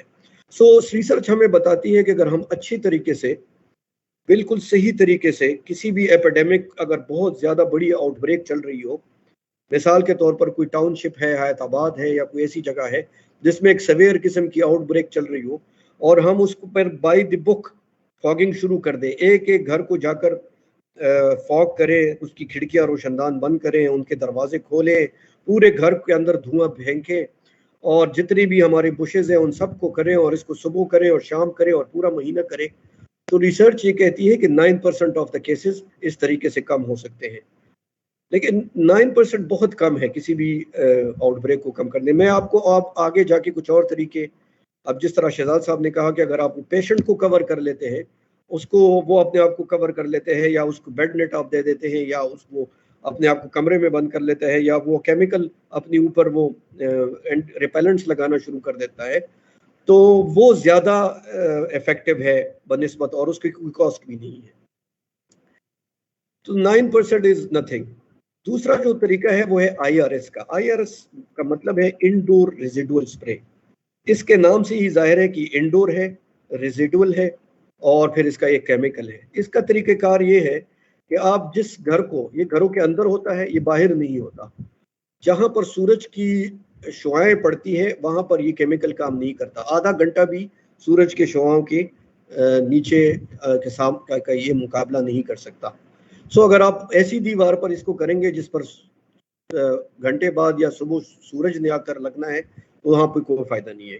पौधों पे करना, बाहर नालियों पे करना, सड़कों पे करना, दीवारों पे करना, इसका कोई फायदा नहीं है। ये होता है इंडोर। और रेजिडुअल की मानी ये है कि इसका तरीक़ाकार ये है कि ये जिस घर में हो, जिस स्कूल में हो, जिस कॉलेज में हो, एक दिन पहले उनको बताया जाता है कि कल आपकी हमारी टीम आएगी और आपके उसमें इंडोर रेजिडुअल स्प्रे करेगी। तो आप वहाँ से जितने भी खाने पीने की चीज़ें हैं, जिसमें आप कल आपने कुछ खाना है, वो उस कमरे से, उस गैरस से निकाल लें। ठीक है। उसके बाद वो टीम आती है और दीवारों को कपड़े से साफ करती है। जो मिट्टी की दीवारें होती है वो इस पे काम, वो यहाँ पे ये इफेक्टिव नहीं होता। तो उन दीवारों को अच्छी तरीके से कपड़ों से साफ किया जाता है। साफ करने के बाद जो एक्सपर्ट टीम होती है वो आती है और इसके ऊपर एक लेयर बनाती है इन दीवारों के ऊपर। मलेरिया में ये बहुत ज़्यादा इफेक्टिव है और ये 3 से 4 महीने तक काम करता है। मलेरिया में इसलिए इफेक्टिव है कि जो मलेरिया का मच्छर है वो ब्लड लेने के बाद, बेसिकली फीमेल मॉस्किटो को एग्स के लिए प्रोटीन्स चाहिए होते हैं, और ये प्रोटीन, ये जो ह्यूमन ब्लड है, ये इनका फीड नहीं है। ये जब मैटिंग के बाद फीमेल मॉस्किटो को प्रोटीन्स चाहिए होती है एग्स के लिए, तो ये उस एग्स प्रोटीन्स के लिए ह्यूमन से ब्लड लेती है। मलेरिया मॉस्किटो ब्लड लेने के बाद दीवार के ऊपर बैठ जाती है। तो अगर दीवार के ऊपर IRS हुआ हो, रेजिडुअल स्प्रे हुआ हो, तो घंटा 2 घंटे के बाद वो केमिकल असर करना शुरू कर देता है और ये मच्छर मार देती है। लेकिन डेंगू का मॉस्किटो की हैबिट्स कुछ इस तरह है कि ये मैटिंग के बाद, ये फीड लेने के बाद, ये ब्लड लेने के बाद, जब एग्स बनाने का इसका टाइम आता है तो ये दीवार पे नहीं बैठती। आप बहुत जिंदगी में कोई लकी आदमी होगा जो डेंगू के मच्छर को दीवार पे बैठा हुआ देखेगा। डेंगू का मच्छर या बाहर मैटिंग उसके बाद फीड के बाद बाहर निकलता है और किसी ऐसी जगह पे बैठने की कोशिश करता है जो अंडरग्राउंड बीच में कहीं पे, जैसे अगर घर में बैठेगा तो वो मेज और कुर्सी के नीचे वाली जगह पे बैठेगा, या वो अलमारी के नीचे जाएगा, या अलमारी के बैक साइड पे जाएगा। ये इसकी हैबिट्स है, तो दीवार पे नहीं बैठता। तो अगर हम पूरे शहर का IRS करें जहाँ पे आउटब्रेक इफेक्टिव बड़ी संगीन किस्म की आउटब्रेक चल रही हो, तो सिर्फ 4% एक्टिविटी वो केसेस को डाउन कर सकता है। फिर एनवायरनमेंट में हम केमिकल्स पे फेंक रहे होते हैं जो आहिस्ता आहिस्ता रेजिस्टेंट हो रहे हैं। लास्ट ईयर हमने दो साल पहले हमने लाहौर से डेंगू मॉस्किटो के एग्स भेजे थे ब्राज़ील, और उसकी पब्लिक वो नेचर में पब्लिश होके आया है वो। तो उसमें ये हमें पता चल रहा है कि जो मॉस्किटो है वो आहिस्ता आहिस्ता इन केमिकल्स को रेजिस्टेंट हो रहा है, और कुछ दिनों के बाद अगर हम इस तरह मिस यूज ऑफ केमिकल्स करते रहें तो 2-3 सालों के बाद कोई भी केमिकल उस पर काम नहीं कर रहा होगा। मॉस्किटो पे जो हम कहते हैं कि जी स्प्रे करें, जो हम मैसेज देते हैं लोगों को कि आप स्प्रे क्या करें, तो वो हम उस स्प्रे की बात कर रहे होते हैं जो लोग घरों के अंदर मच्छरों के लिए कर रहे होते हैं। जो बाहर फॉगिंग है या इंडोर रेजिडुअल स्प्रे जो हुकूमत कर रही होती है वो इतनी ज्यादा इफेक्टिव नहीं है मॉस्किटोज के ऊपर। और एक जगह मैंने रिसर्च में, क्योंकि डेंगू का मॉस्किटो जो होता है ये बेसिकली दो इसकी बड़ी ज़बरदस्त खुसूसियात हैं। एक तो ये कि ये लो फ्लाइंग वो है मॉस्किटो है, ये 1.5 फुट से ऊपर परवाज नहीं करता। दूसरी बात ये है कि ये ह्यूमन स्मेल के ऊपर जाता है। तो अगर किसी कमरे में, किसी हॉल में, किसी स्कूल के, किसी मेडिकल कॉलेज क्लासरूम में अगर ये हो और वहाँ पर सब लोगों ने पूरा ड्रेस पहना हो और जुराबें पहनी हो, तो ये एक बंदे के पास जाएगा, दूसरे बंदे के पास जाएगी, जिसने जुराबें नहीं पहनी होगी ये वो उसको जाके, बिकॉज वो जो जुराबें होती है वो ह्यूमन का जो ऑर्डर है, ह्यूमन का जो स्मेल है वो उसको डिस्ट्रैक्ट कर लेते हैं, उसको बंद कर देता है। ये जो हम रिपेलेंट्स लगाते हैं हाथों पे, इसका भी बेसिकली यही कॉन्सेप्ट होता है कि जो ह्यूमन की स्मेल है वो इस मॉस्किटो तक ना जाए, कोई किसी और चीज़ की स्मेल जाए, बिकॉज ये ह्यूमन को डिटेक्ट करता है स्मेल से। तो तीसरी बात बड़ी इंपॉर्टेंट ये है कि ये इतनी स्पीड से आउटब्रेक क्यों करता है। ठीक है, एक जगह पे ब्रेक शुरू होती है तो एकदम से इतने बहुत बड़े लोगों को वो कर देता है, इन्फेक्ट कर देता है। एक तो मैंने आपको बताया कि इसकी चूंकि एग्स लेइंग कैपेसिटी बहुत ज़्यादा है, फिर एक एग से अगर वो 2 हफ्तों के अंदर हैच होकर उसमें से मॉस्किटो निकलता है, तो एक मॉस्किटो विद इन 2-3 वीक्स दोबारा 200, 300, 500 तक, और 20 से 30 नॉर्मली अगर एक फीमेल 200 एग्स ले करती है तो 20 और 30 के बीच का जो टेम्परेचर है उसमें उससे डबल लेग्स ए करती है। दूसरा रीज़न ये है इसके और मलेरिया के जो मुकाबले में है, वो ये है कि मलेरिया का मच्छर को जितना ब्लड चाहिए होता है वो एक ह्यूमन बीइंग से ले लेता है। मलेरिया का मच्छर रात को आता है, इंसान सोया होता है, वो एक बंदे को जाके नीडल उसमें चिपकता है, एनेस्थेटाइज भी होती है, एनेस्थीसिया भी होता है उसकी नीडल में, और जितना ब्लड उसको चाहिए होता है वो ले लेता है। तो अगर उसने इन्फेक्ट करना हो एक रिक्वायरमेंट ऑफ ब्लड के लिए जो उसने एग्स ले करने, तो वो एक बंदे को इन्फेक्ट करता है। जो डेंगू का मच्छर होता है वो चूंकि दिन को होता है, सर ने जिस तरह कहा मॉर्निंग के टाइम में और इवनिंग के टाइम में ज्यादा होता है। जब हम सब सो जाते हैं, हम लाइट्स ऑफ कर देते हैं, तो डेंगू का मच्छर भी जाके सो जाता है, मलेरिया का मच्छर उठ जाता है। तो ये दिन को काटता है, तो एक बंदे को काटता है तो उसको थोड़ा सा फील होता है, तो वो अपने पैर हिलाता है, हाथ हिलाता है, उससे ये उड़ जाता है, दूसरे के पास जाता है, तीसरे के पास जाता है। तो जितना ब्लड मलेरिया के मच्छर को एग्स के लिए, प्रोटीन्स के लिए चाहिए होती है, डेंगू का मच्छर एट एवरेज 8 लोगों से वो ब्लड लेता है। तो अगर वो इन्फेक्ट हो तो वो एक ही प्रोटीन के लिए, एक ही amount of protein from malaria ये 8 लोगों को इन्फेक्ट करता है। सो इसका एक रीज़न ये भी है कि बहुत ज़्यादा एकदम से आउटब्रेक जो है वो तेज़ी से फैलती है। सो एक रिसर्च ने ये बताया है कि अगर एडल्ट लोग, क्योंकि बच्चे तो उनकी हाइट कम होती है, उनकी ये स्टडी नहीं है, लेकिन अगर 75% का उन्होंने कहा कि जी अगर आप जुराबें पहनना शुरू कर दें, दैट हैज़ ज़ीरो कॉस्ट। अब आप कंपेयर करें फॉगिंग को, IRS को, उसके एनवायरमेंटल हैजर्ड को, उसकी लॉजिस्टिक्स को, उसकी कॉस्ट को, और उससे आप कंपेयर करें जुराबे पहनने को, तो कहते हैं जी 75% ऑफ केसेस आप उसको कम कर सकते हैं। हमारे पास जो आउटब्रेक को ख़त्म करने के लिए, डेंगू से छुटकारा हासिल करने के लिए, या ये कि जी कोई नया आउटब्रेक ना आए, जो हमने 2014 में स्वात में इम्प्लीमेंट किया कि हमने कोई फॉगिंग नहीं की, कोई आरएस नहीं किया, और हमने ये मेथड्स इम्प्लीमेंट किए, वो ये है कि हम लार्वा को ख़त्म करें। जो डेंगू मॉस्किटो और मच्छर के बीच की स्टेज है, मच्छर एग्स के बीच की स्टेज है, एग्स कन्वर्ट होता है लार्वा में। और लार्वा कहाँ पाया जाता है? लार्वा पाया जाता है क्लीन, स्टेगनेंट, ओपन वाटर में। 4 चीजें याद रखें, क्लीन साफ, स्टेगनेंट खड़ा, ओपन खुला, वाटर पानी, ठीक है। इन चारों में से अगर एक चीज हम खत्म कर देते हैं तो वहां पे डेंगू की आउटब्रेक रुक जाती है। क्लीन से यहाँ भी मुराद वो पानी है जिसमें डिटर्जेंट ना हो, जिसमें सर्फ ना हो, जिसमें ब्राइट ना हो। ये बेसिकली एंटी लार्वल है, लार्वा को किल करता है। लार्वा को ये कैसे किल करता है वो मैं आपको उसकी साइंस बताता हूँ। बेसिकली जो लार्वा है ये स्मॉल बड़े छोटे छोटे वॉर्म्स होते हैं, और ये स्ट्रेट अगर आप इसको देखें, अगर आप आज इस वेबिनार के बाद जाएं और यूट्यूब पे थोड़ा सा इसकी सर्च करें तो ये आपको नजर आएंगे। छोटे से वॉर्म्स होते हैं और ये नीचे जाते हैं पानी में, फिर ऊपर आते हैं, फिर नीचे जाते हैं, फिर ऊपर आते हैं।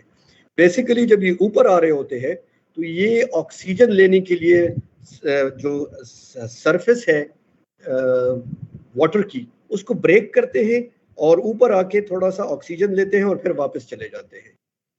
तो जब क्लीन वाटर होता है उसमें सरफेस टेंशन कम होती है और उसमें आके फिर ये सांस ले सकते हैं।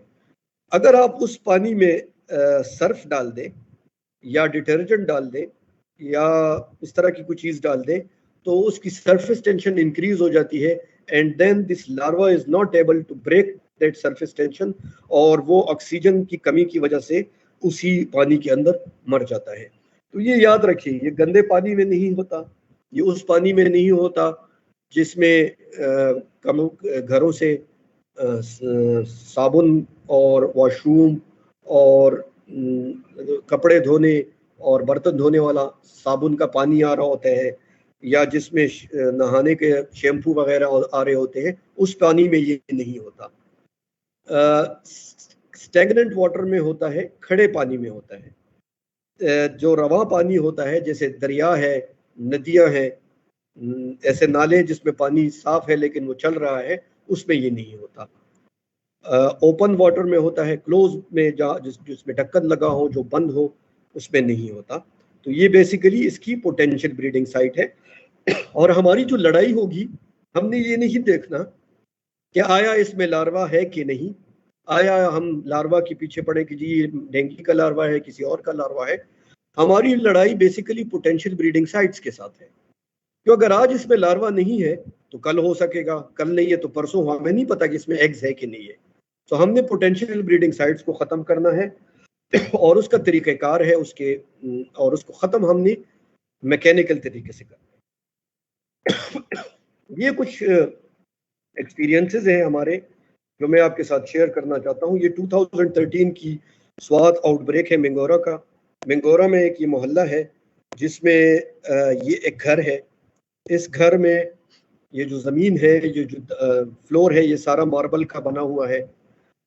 ये इसमें आप देख सकते हैं कि ये स्प्रे की बोतल भी रखी हुई है।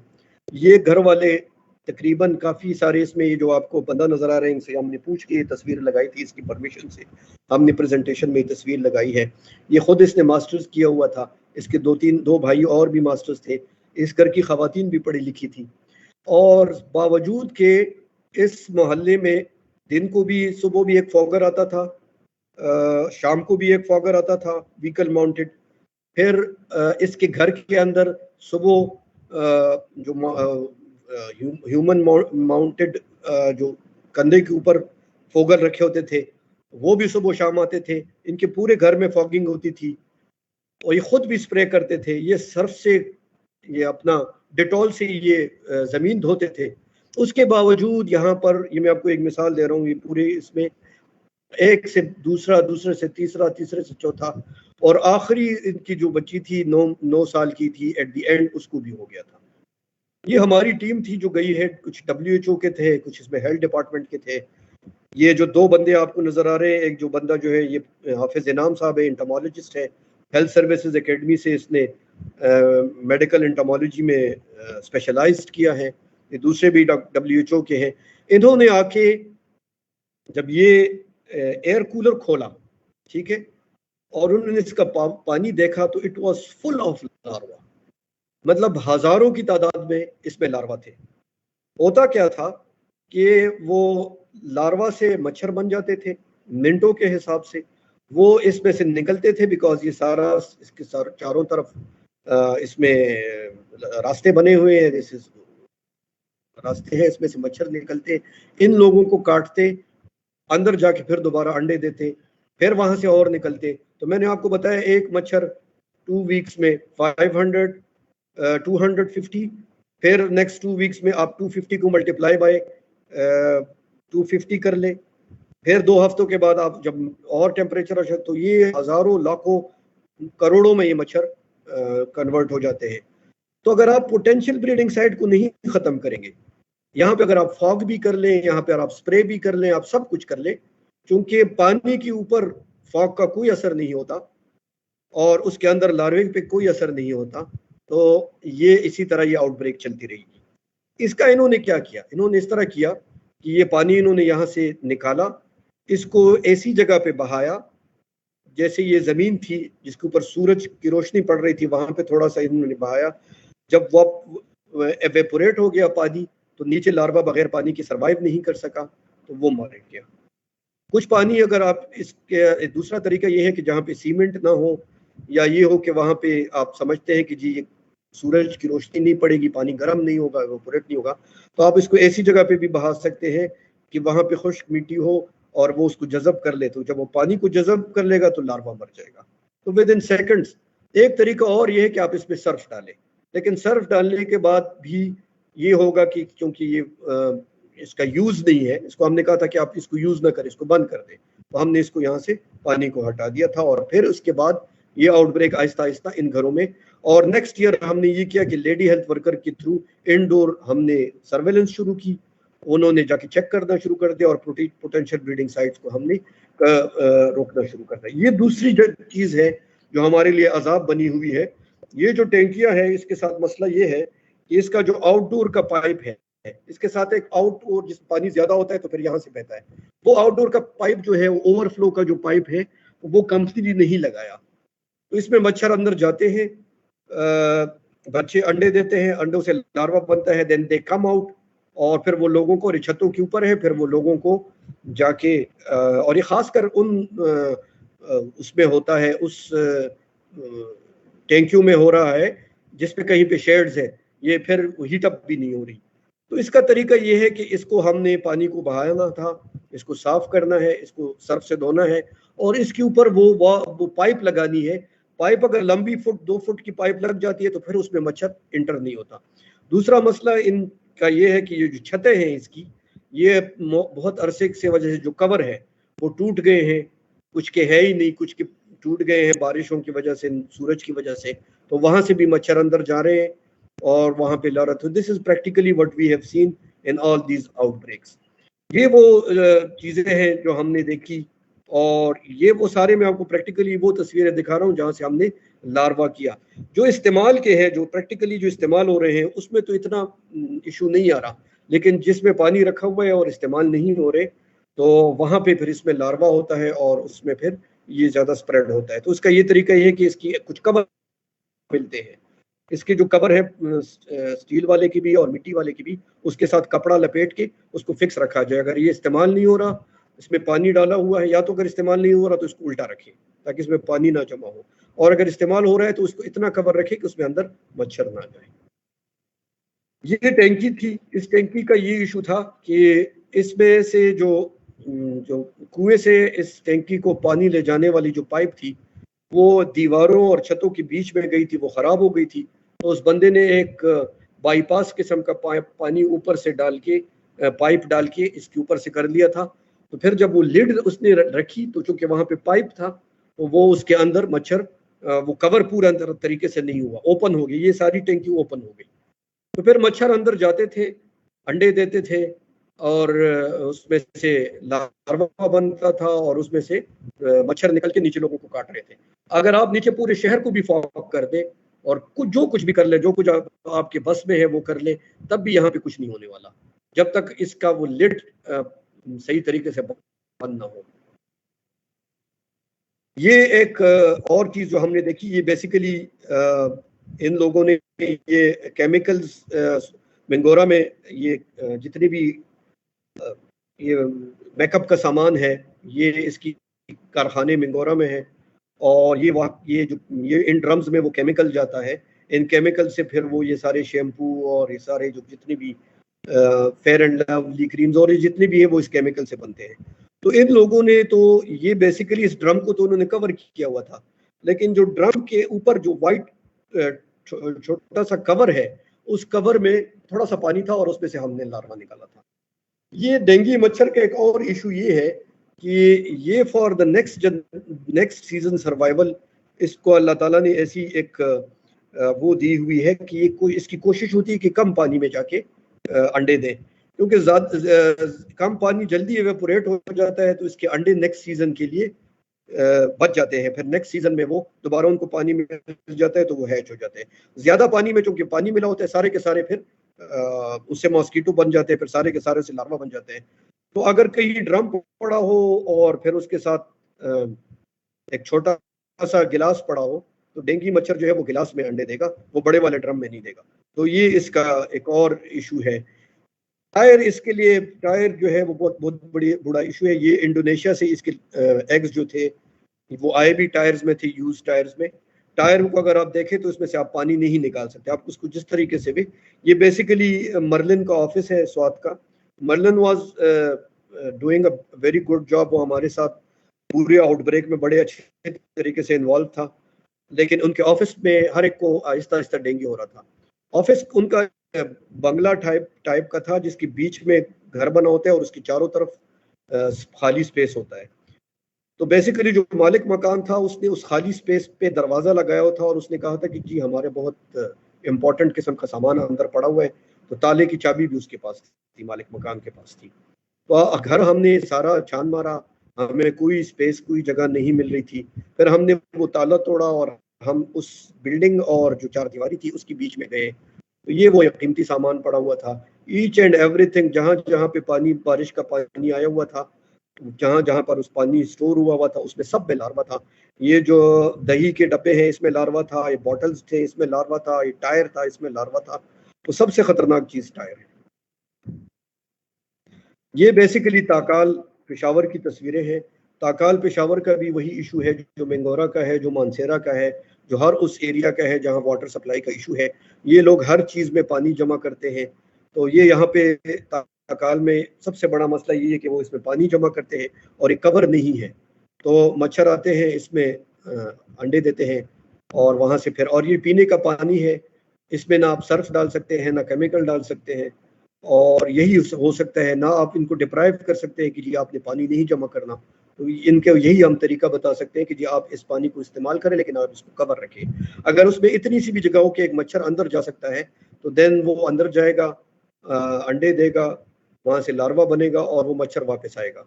आप सारा शहर धुआं कर दें, यहाँ से लार्वा नहीं खत्म होगा, यहाँ से मच्छर फिर दोबारा निकलेगा। तो this is basically the places जहाँ से हमें बहुत ज़्यादा इश्यूज हैं और जो आउटब्रेक यहाँ से इन पानियों से इसमें वो होती है।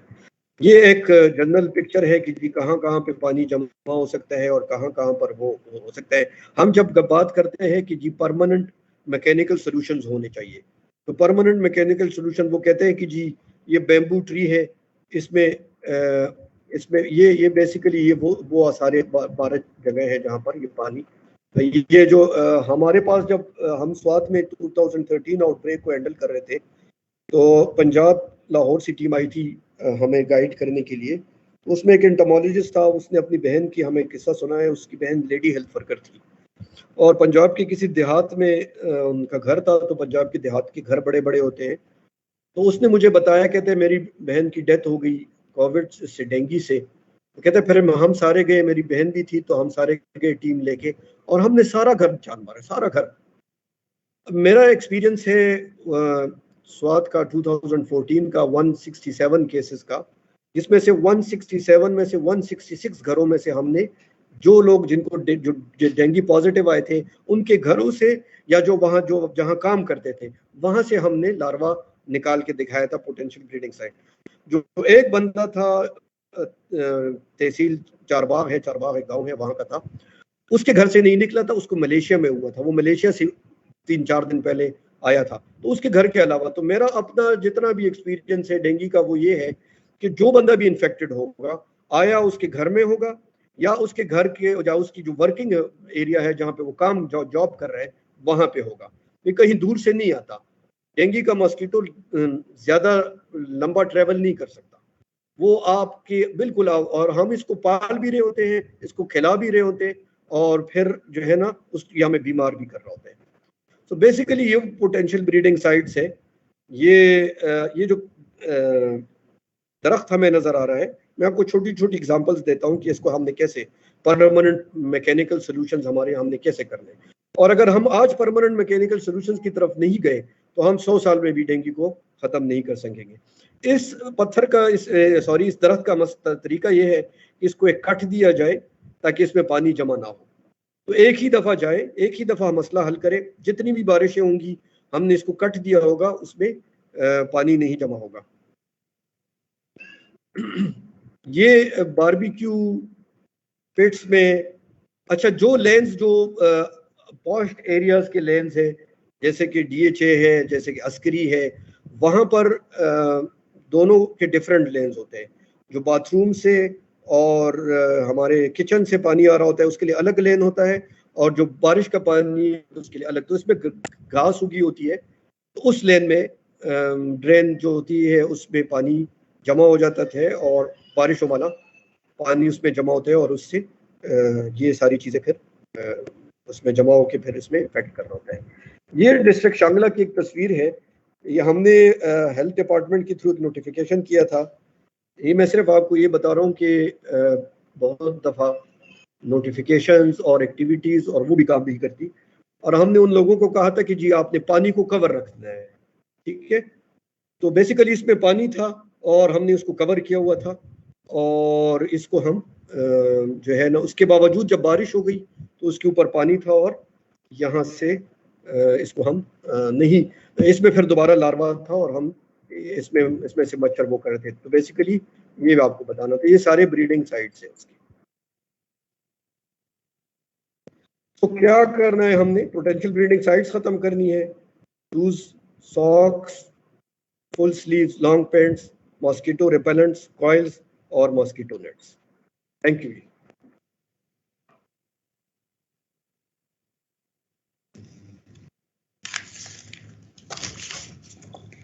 Thank you so much, Dr. Iftikhar, for sharing your views about the public health aspects of dengue fever. अब हम चलते हैं अपने अगले स्पीकर की तरफ। हमारे अगले स्पीकर हैं doctor Mohammad Ashfaq Usmanzai. He did his MBBS, MS as well as Masters in Communicable Diseases. आप न सिर्फ इमरजेंसी मेडिकल स्पेशलिस्ट और फैमिली फिजिशियन हैं, बल्कि पब्लिक हेल्थ एक्सपर्ट और वर्ल्ड हेल्थ ऑर्गेनाइजेशन अलुमनाई भी हैं। आज आप हमें डेंगू के मुतालिक अप्रोप्रिएट मेडिकल अप्रोच के बारे में आगाही फराहम करेंगे। Sir, the floor is all yours. Thank you so much, and thank you to the previous speakers. मैं शायद उस तरह अच्छे से डिलीवर ना कर सकूं जिस तरह के मेरे सीनियर्स ने किया है। मैं बेसिकली प्रेजेंटेशन मेरा नहीं है, मैं डायरेक्ट 2-4 बातें और जो अहम बातें हैं क्लिनिकल वाइज मैं वो करना चाहूँगा। अच्छा, सबसे पहले मैं एक सिनेरियो बता दूं। आज जब हम मैं थोड़ा डिस्कस कर रहा था इस बारे में, तो एक उसी दौरान मैं क्लिनिक में था तो एक पेशेंट आ गया। अब पेशेंट अपने साथ शापर में कोई चीज उसने कहा है कि सब्र करें, मैं आपको एक चीज दिखाता हूँ। अपने साथ एक मच्छर लेके आया है और उसने कहा है कि भाई डॉक्टर साहब मुझे इस मच्छर ने काटा है और आप मुझे दवाई दें। तो मैं थोड़ा, मुझे हंसी भी आई, फिर मैंने उसको कहा भी कि आप अच्छा आपको हुआ क्या है, मसला क्या है आपको। तो सबसे पहले हमें जो समझना है वो ये है कि वो ये है कि डेंगू है क्या चीज। जिस तरह हम सारे वो शुरू करते हैं कि भाई डेंगू फीवर एक बुखार है, और वो किस तरह का बुखार है, उसको हम कहते हैं हाई ग्रेड कंटिन्यूअस फीवर है। मलेरिया से और इसका जो सबसे बड़ा फर्क है बुखार में, वो ये है कि मलेरिया का बुखार जो है वो कंटिन्यूअस नहीं होता, वो इंटरमिटेंट होता है, थोड़ी देर के लिए आ जाता है फिर चला जाता है। जो कि डेंगू का बुखार है ये मोस्ट ऑफ द टाइम ये कंटिन्यूअस होता है, हाई ग्रेड होता है, मतलब तेज बुखार होता है। अच्छा, उसके साथ साथ पेशेंट्स कंप्लेंट करते हैं कि भाई हमें हेडेक है, सर में दर्द हो रहा है, आंखों के अंदर दर्द हो रहा है, जब आंखें बंद करते हैं अंदर चुभन की सी कैफियत आती है, जिस्म पे कहीं ना कहीं छाले बने होते हैं, या इस तरह के दर्द है जिस्म में जिस तरह हमें जिंदगी में हुआ ही नहीं है। बाज लोगों को मतलब या आर्थ्रेल्जियाज होते हैं, जोड़ों का दर्द होता है, या जो पूरे जिस्म है उसका दर्द होता है। उसके साथ साथ बाज लोगों में एब्डोमिनल पेन, जब ये जरा आगे चला जाता है और दूसरी शक्ल अख्तियार कर लेता है, जरा सीरियस हो जाता है, तो उसमें फिर बच्चे जो हैं वो खुराक नहीं ले सकते, खुदा न खास्ता मुंह से पानी, कान से बड़े छोटे पेशाब के साथ ये खून आना शुरू हो जाता है, और कभी कभार एक जिस्म पे एक रेश, एक सुर्ख सी धब्बेदार चीजें नुमायां हो जाती हैं, और वो असल में हमें क्लू देती हैं कि भाई इस पेशेंट को देखना है और उसे डेंगू के लिए हमने रूल आउट करना है कि कहीं ये तो इसको नहीं है। अच्छा, तो सबसे पहले तो बात हो गई भाई सिम्टम्स की, केस के सिम्टम्स क्या हैं।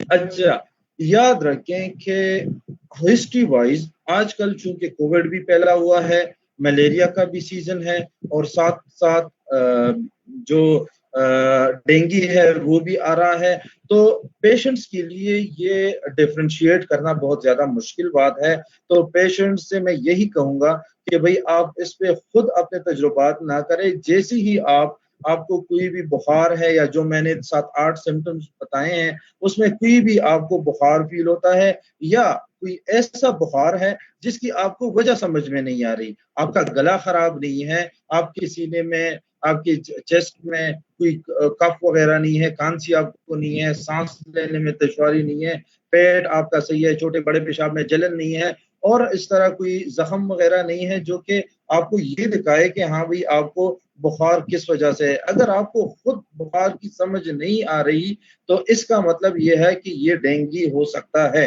अच्छा, अब आप करेंगे क्या? जब आप डॉक्टर्स के पास जाएंगे तो 2-3 बड़े बेसिक टेस्ट हैं जो इसके डॉक्टर आपको एडवाइस देगा। उसमें सबसे पहले complete blood count, blood CP, CBC, बहुत से नाम हैं इसके, वो आते हैं। अच्छा, उसमें याद रखें, मैं मुख्तसर से बताता हूँ, बाकी वो डॉक्टरों वाली चीजें हैं, लेकिन पेशेंट के लिए आपको ये बता दूं कि जब भी आपको बुखार शुरू हो जाता है डेंगू का, तो इसका मतलब ये है कि ये डेंगू के जरासीम 2-3 दिन पहले ही आपके जिस्म में दाखिल हो गए हैं, और अभी तकरीबन 3 दिन बाद उसने बुखार की शक्ल में अपने आप को जाहिर कर दिया है।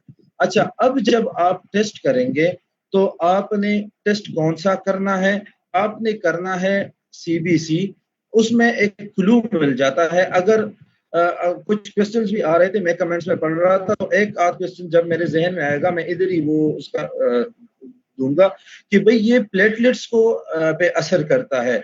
नहीं, ये प्लेटलेट्स पे असर नहीं करता, ये WBC पे भी असर करता है, उसको कम करता है। ये RBCs को या हेमेटोक्रेट पे भी असर करता है, उसको गाढ़ा करता है, जो कि ब्लड प्लाज्मा का पोर्शन है वो उससे निकालता है जब डेंगू शॉक सिंड्रोम होता है या डेंगू लीक सिंड्रोम होता है उसमें।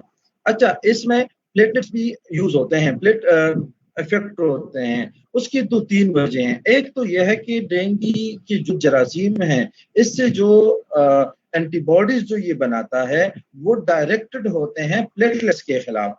अच्छा, दूसरी बात, ये करता क्या है? ये करता है कि ये जो ब्लड की जो वेसल्स हैं इस पे इफेक्ट करता है। उसकी वजह से जिस्म में मुख्तलिफ किस्म के इन्फ्लेमेटरी मार्कर्स रिलीज होते हैं, जिनको हम साइटोकाइंस कहते हैं, इंटरल्यूकिन्स कहते हैं, मुख्तलिफ किस्म के होते हैं। वो डायरेक्टेड होते हैं अगेंस्ट द प्लेटलेट्स, और प्लेटलेट्स में क्यों? क्योंकि जो प्रोडक्शन उसकी होती है उसको वो इफेक्ट करता है। अच्छा, तो टेस्ट हम कौन से करेंगे? टेस्ट हम बेसिक, उसका टेस्ट जो है वो सीबीसी है, उसमें हमने देखना है टीएलसी भी देखनी है, उसमें हमने हेमेटोक्रेट भी देखना है, उसमें हमने प्लेटलेट्स भी देखने हैं। अच्छा, उसके साथ हमने अगर कंटिन्यूस फीवर है तो हम डे टू डे या हर 2 दिन बाद उसका प्लेटलेट्स का टेस्ट कराते हैं और देखते हैं कि कहीं ये डिक्रीजिंग ट्रेंड की तरफ तो नहीं जा रहा, ये कम तो नहीं हो रहा। अच्छा, तीसरी चीज उसमें जो कंफर्मेटरी टेस्ट हैं, जो कि हम जिस तरह शहजाद साहब ने बात की, इसमें 3 किस्म की केसेस होते हैं। एक को हम सस्पेक्टेड कहते हैं, दूसरी को प्रोबेबल कहते हैं और तीसरी को कंफर्म कहते हैं। कंफर्म टेस्ट जो इसके हैं वो 3 तरह के हैं। एक तो इसका पीसीआर है। अच्छा, पीसीआर इसका जरा महंगा है, ब्लड ही से होता है, इतना कॉमन नहीं है। जो हम यूज करते हैं मोस्ट ऑफ द टाइम वो इसके रैपिड डायग्नोस्टिक टेस्ट हैं। उसमें एक आ जाता है NS1। अच्छा, NS1 जब डेंगू होता है, डेंगू वायरस में एक अच्छा, डेंगू वायरस का जो वायरस होता है उस पे एक चीज होती है, उसको कहते हैं नॉन स्ट्रक्चरल प्रोटीन 1। अब ये NS1 क्या करता है? ये उस नॉन स्ट्रक्चरल प्रोटीन 1 को डिटेक्ट करता है। अगर वो ब्लड में पॉजिटिव है, मजीद किसी टेस्ट की कराने की जरूरत नहीं है, आपको कंफर्म हो गया है कि भाई आपका डेंगू है। अगर वो नहीं है तो हम जो वायरल एंटीबॉडीज हैं, यानी जिस तरह के IgM हो गया या दूसरे IgG हो गया, IgG उस बात में बात करेंगे उस पर, क्योंकि वो सेकंड जरा थोड़ा लेट फेज में होता है। तो पहले जो एक्यूट फेज में जो हमारे पास पॉजिटिव आते हैं वो IgM एंटीबॉडीज, NS1 या ये हो सकते हैं। अच्छा, अब बाजों का ये होता है कि आपका NS1 पॉजिटिव आ जाता है, IgG या IgM नेगेटिव वो नेगेटिव होता है। इसका ये मतलब है कि भाई एक्टिव इन्फेक्शन चल रहा है। अगर NS1 पॉजिटिव नहीं है तो इसका मतलब है कि जो आपने जो वायरीमिया वाले दिन थे, जब आपके जिस्म में ये इन्फेक्शन या ये बैक्टीरिया सॉरी ये वायरसेस ग्रोथ कर रहे थे, तो वो आपने वो टाइम गुजर चुका है और अब आपने मजीद IgG वाले टेस्ट कराने हैं। अच्छा, टाइप्स इसके याद रखें, ये एक आम सी बात है कि हर डेंगू खतरनाक नहीं होता। जब भी डेंगू फीवर होता है 90% एसिम्प्टोमेटिक होते हैं, जिसको हम कहते हैं कि भाई इसने कड़े कड़े गुजार दिया है। 5-6% में क्लासिकल जो सिम्टम्स होते हैं, मतलब fever, body aches, retro orbital pain जिसको हम कहते हैं, आंखों के अंदर जो हमें दर्द महसूस होता है, जिस्म में दर्द होता है, ये चीजें होती हैं। उसके बाद अगर डेंगू फीवर, अगर उसमें कोई ऐसे साइंस हमें मिलना शुरू हो जाएं कि भाई इसने जो सर्कुलेटरी सिस्टम है, जो ब्लड का सिस्टम है, उसको अफेक्ट कर दिया है, तो उसका मतलब है कि ये अभी डेंगू लीक सिंड्रोम या डेंगू हेमोरेजिक सिंड्रोम की तरफ जा रहा है। उसके बाद अगर ये भी बहुत ज्यादा हो जाए और जिस्म के अंदर जो रगों से पानी है वो निकलना शुरू हो जाता है, उसको हम थर्ड स्पेसिंग फ्लूइड कहते हैं, क्योंकि ये जो रगें हैं ये उस इन्फेक्शन की वजह से कमजोर पड़ जाती हैं, जिससे ये ब्लड का जो प्लाज्मा है ये लीक होना शुरू हो जाता है। तो वो जिस्म में, पेल्विक कैविटी में, गुर्दे के नीचे, लिवर के नीचे, जिस्म में कहीं भी लंग्स में प्लूरल एफ्यूजन की शक्ल में, ये कहीं ना कहीं पे वहां पे ये फ्लूइड जमा होना शुरू हो जाता है। तो उस सूरत में हम इसको डेंगू हेमोरेजिक फीवर कहते हैं। अगर ये इतना ज्यादा हो जाए कि इसकी वजह से ब्लड प्रेशर कम हो जाए, पल्स ज्यादा हो जाए और पल्स जो है वो बहुत ही कमजोर हो जाए, तो इसका मतलब है कि ये डेंगू शॉक सिंड्रोम की तरफ जा रहा है और उसमें फिर और डेंगू हेमोरेजिक फीवर में हमें दाखिली की जरूरत होती है। 3 फेजेस हैं इस बीमारी के। पहला फेज जो है, मैंने आपको कहा कि फेब्राइल फेज होता है, जिसमें बंदे को, पेशेंट को फीवर होता है और जो जितने भी साइंस मैंने बता दिए वो होता है। अच्छा, उसके बाद एक क्रिटिकल फेज होता है जो कि 1% से कम लोगों में भी होता है, जिसमें जो मैंने आपको ये जो खतरनाक बातें बताई हैं वो होता है कि बीपी कम हो जाता है, लीक होना शुरू हो जाता है, जिस्म के अंदर पानी बनना शुरू हो जाता है, उसमें ये चीजें हैं। फिर उसमें तीसरा फेज आ जाता है रिकवरी का, कि वो बॉडी रफ्ता रफ्ता अपनी रिकवरी की तरफ शुरू हो जाती है। तो उसमें ये ही है कि जैसे ही बंदा ठीक होता है, उसमें हमारे पास उसका ब्लड प्रेशर ठीक होना शुरू हो जाता है, उसकी डाइट एपेटाइट जो है वो सही हो जाती है, उसका बुखार कम होना शुरू हो जाता है। तो ये सारी चीजें कन्वेलेसेंट या रिकवरी फेज में है। फेजेस डिफरेंट हैं, हर इसके 4 टाइप्स हैं, जिस तरह शहजाद साहब ने आपको बताया है, और हर वायरस जो है ये ऑलमोस्ट 4 to 11 डेज तक ये जिस्म में रहता है। अच्छा, दूसरी चीज इंपॉर्टेंट ये है, जिस तरह के आज का सीजन है, तो ये याद रखें कि डेंगू होने का मतलब ये नहीं है कि इस बंदे को कोविड नहीं हो सकता, इस बंदे को मलेरिया नहीं हो सकता। मोस्ट ऑफ द टाइम ये 2 चीजें, या एंटेरिक फीवर, टाइफाइड नहीं हो सकता। तो ये आप इसमें जरूरी है कि जैसे ही आपको बुखार हो तो बुखार को आम ना लें, अताई के पास ना जाएं, डिस्पेंसर के पास ना जाएं, बल्कि अपने नजदीकी अस्पताल में जाएं, फैमिली फिजिशियन से मिले, मेडिकल स्पेशलिस्ट से मिले, और उनकी हिदायत के मुताबिक आप आगे जाएं। अच्छा, ट्रीटमेंट इसकी मैं आपको बता दूं, प्रिवेंशन पे तो काफी बात हो गई कि ट्रीटमेंट सिर्फ और सिर्फ हम इसको कहते हैं सिम्टोमेटिक ट्रीटमेंट, कि भाई जो मसला हो उसी मसले को हमने हल करना है। बुखार है भाई, बुखार की टेबलेट दें, पैरासिटामोल दें। इसमें जरूरी बात यह है कि इसमें आपने कुछ चीजें हैं जो नहीं देनी। इनसेट्स, पैरासिटामोल के अलावा जितनी भी दर्द की गोलियां हैं या बुखार की गोलियां हैं, उसमें डिस्प्रिन भी है, उसमें डाइक्लोफेनिक भी है, उसमें सिलिकॉक्सिब भी है, जितनी भी मेलॉक्सिकेम, ये सारी चीजें जो हैं, इंसेट्स जो हैं, ये आपने नहीं देनी। हमारे लोग बहुत ज्यादा शौकीन हैं इंजेक्शन के और ड्रिप के। ये इंजेक्शन और ड्रिप आपने नहीं लगाने। आपने अपनी डाइट सही रखनी है, पेनाडोल की टेबलेट लेनी है, साथ में अगर कोई दूसरा इन्फेक्शन है उसकी दवाई लेनी है। कोई भी इसके लिए खास किस्म का ना ही तो इलाज है, ना ही इसके लिए कोई जूस है। जूस से मुझे याद आया, मेरा एक पेशेंट था और उसको किसी ने कहा था कि ये जो अनार का जूस है ये इसके लिए बहुत बेहतर है, और अनार की जूस में इसके ये इन्फेक्शन हैं। अब उन हमारे तो हाँ है भी गांव वाले लोग हैं, तो उन्होंने उसको अनार पे लाना शुरू कर दिया। एक दिन में 4-5 गिलास 6 गिलास पता नहीं कितने पिलाने शुरू कर दिए। रात को भी इस टाइम 10 बजे 9 बजे उन्होंने मुझे कॉल किए कि भाई उनको तो उनकी उल्टियां आनी शुरू हुई हैं। मैंने उनको कहा कि आप नजदीक अस्पताल चले जाएं, अभी तो मैं कुछ नहीं कर सकता। उसने कहा कि नहीं भाई, बस हम आपके घर आ रहे हैं और आपको ये मरीज देख रहे हैं। मैंने कहा चले आ जाएं। जैसी वो आया है, मैं गया हूँ, तो उसने हमारे घर के वो जो हमारा हुजरा है उसी में उसने वोमिट की है।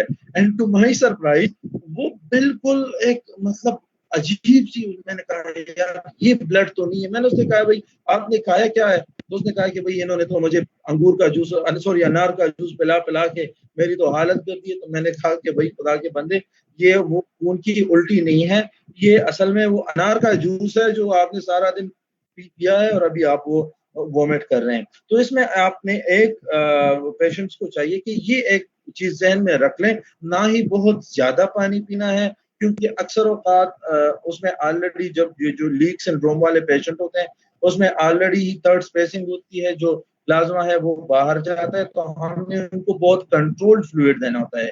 तो कोई भी चीज, खुसूसन पपीता, पपीता इतना कड़वा है, हमारे लोग खाते हैं, इतना कड़वा है, उसके बाद उसको उल्टी और मोशन शुरू हो जाते हैं, फिर वो कहते हैं कि भाई इसका डेंगू बुखार खराब हो गया। तो ये डेंगू बुखार खराब नहीं होता, उसकी वजह से इसको गैस्ट्राइटिस हो जाता है।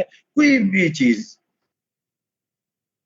ऐसी नहीं है जो हम 100% कहें कि का इलाज है या इस पत्तों से इन पत्तों से ये हमें हो सकता है।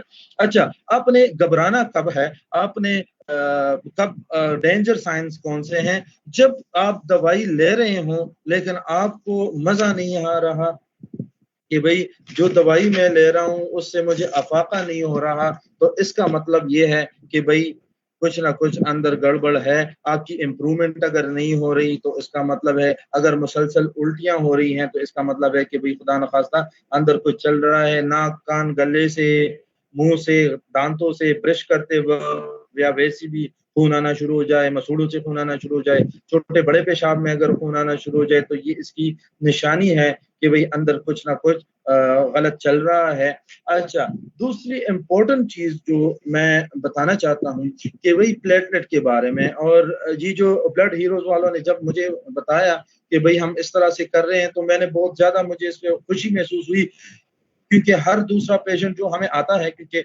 हम फैमिली फिजिशियंस हैं, मोस्ट ऑफ द पेशेंट ये कांसी बुखार वाले हमारे पास ही आते हैं, तो सबसे पहले वो यही करते हैं, उनके 1,20,000 30,000 या 40,000 पे उनके प्लेटलेट्स होते हैं, लेकिन वो कहते हैं कि भाई हमें सफेद खून चढ़ा दे। तो ये याद रखें, हमने प्लेटलेट्स के नंबर्स नहीं बढ़ाने, हमने उसकी तादाद नहीं बढ़ानी, हमने उसके काम को देखना है। अगर किसी पेशेंट को 1.5 लाख पे भी खून आना, कहीं से जिस्म से खून आना शुरू हो जाता है, तो इसका मतलब हमारे लिए खतरनाक बात है, हमने उसको अस्पताल में दाखिल करना है।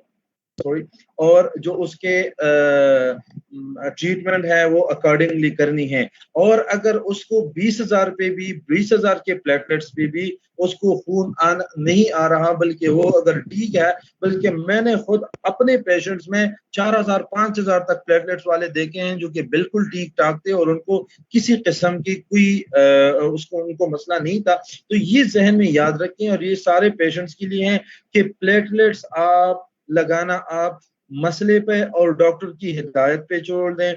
डॉक्टरों के लिए भी यही है, उनको पता भी है कि भाई अननेसेसरी हमने इसकी वो नहीं लगानी, प्लेटलेट्स हमने नहीं लगाने। अगर आपके प्लेटलेट्स 10,000 हैं और सॉरी अगर 1,30,000 हैं और वो अगर 1,40,000 भी हो जाएं तो इससे भी कोई फर्क नहीं पड़ता, और अगर 1,10,000 हो जाएं उससे भी फर्क नहीं पड़ता। हाँ, आपने इन पेशेंट को मॉनिटर करना है, आपने देखना है कि भाई खुदा ना खास्ता इनको कोई और मसला तो नहीं आ रहा। याद रखें कि जो इनिशियल डेज में जो कि प्लेटलेट्स कम होते हैं, वो इसलिए कम होते हैं क्योंकि बोन मैरो सप्रेशन होती है। बोन मैरो सप्रेशन के बाद जब बंदा ठीक होने लगता है तो उसके बाद इसलिए प्लेटलेट्स कम होते हैं क्योंकि वो हाइपर सेल्यूलर हो जाता है, उसने और बनाने होते हैं। प्लेटलेट्स 5 दिन उनकी हाफ लाइफ है। 5 दिन अगर आप मतलब वो कर सकते हैं, कोई उसकी प्लेटलेट्स ट्रांसफ्यूजन बहुत ही कम पेशेंट में उनकी जरूरत पड़ती है, तो खुदारा इस तरफ ना जाएं, आप पेशेंट को देखें। अगर पेशेंट ठीक है, प्लेटलेट्स को बिल्कुल आपने उतना लिफ्ट नहीं कराना कि भाई अगर ये कम हो गए, हाँ देखना है, और अगर बहुत ज्यादा डिक्रीजिंग ट्रेंड में है तो अपने डॉक्टर से मशवरा करें और उनके मशवरे पे आपने अमल करना है। 2-3 चीजें हैं, आखिरी मेरा सेक्शन है, सॉरी मैं इसको देना चाहता हूँ कि एक तो लोगों का ये ख्याल है कि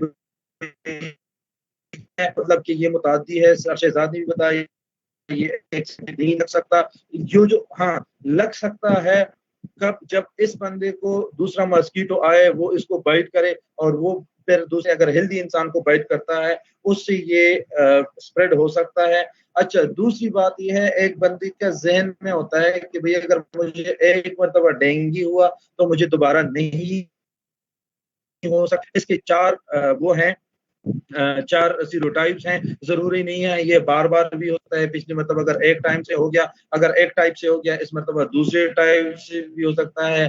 बाज़ लोगों के में ये होता है कि भाई अगर एक मरतबा आ गया दूसरी मरतबा सीरियस होगा, ऐसी भी कोई बात नहीं है। तीसरी ये चीज है कि भाई लोग समझते हैं कि इसका इलाज ड्रिपों में है और ये जो है पानी में है और जूसेस में भी है, जूसेस में है, ये सिर्फ न्यूट्रिशनली सपोर्ट करती हैं। उस पेशेंट के लिए को चाहिए अगर जिसको डेंगू है वो अपनी फिजिकल एक्टिविटी रिस्ट्रिक्ट करे, बेड तक अपने आप को महदूद रखे, थोड़ा 2-4 कदम 5 कदम चले पे, तो डाइट अपनी अच्छी रखे, अच्छे मुस्तनद डॉक्टर से इलाज करवाए, और अपने बाकी जो दूसरे घर वाले हैं उनको इससे डेंगू से तो होप के मैंने तो जो इसके बारे में क्लिनिकल चीजें थी वो मैंने कंक्लूड की हैं। अगर कुछ है तो इंशाल्लाह वो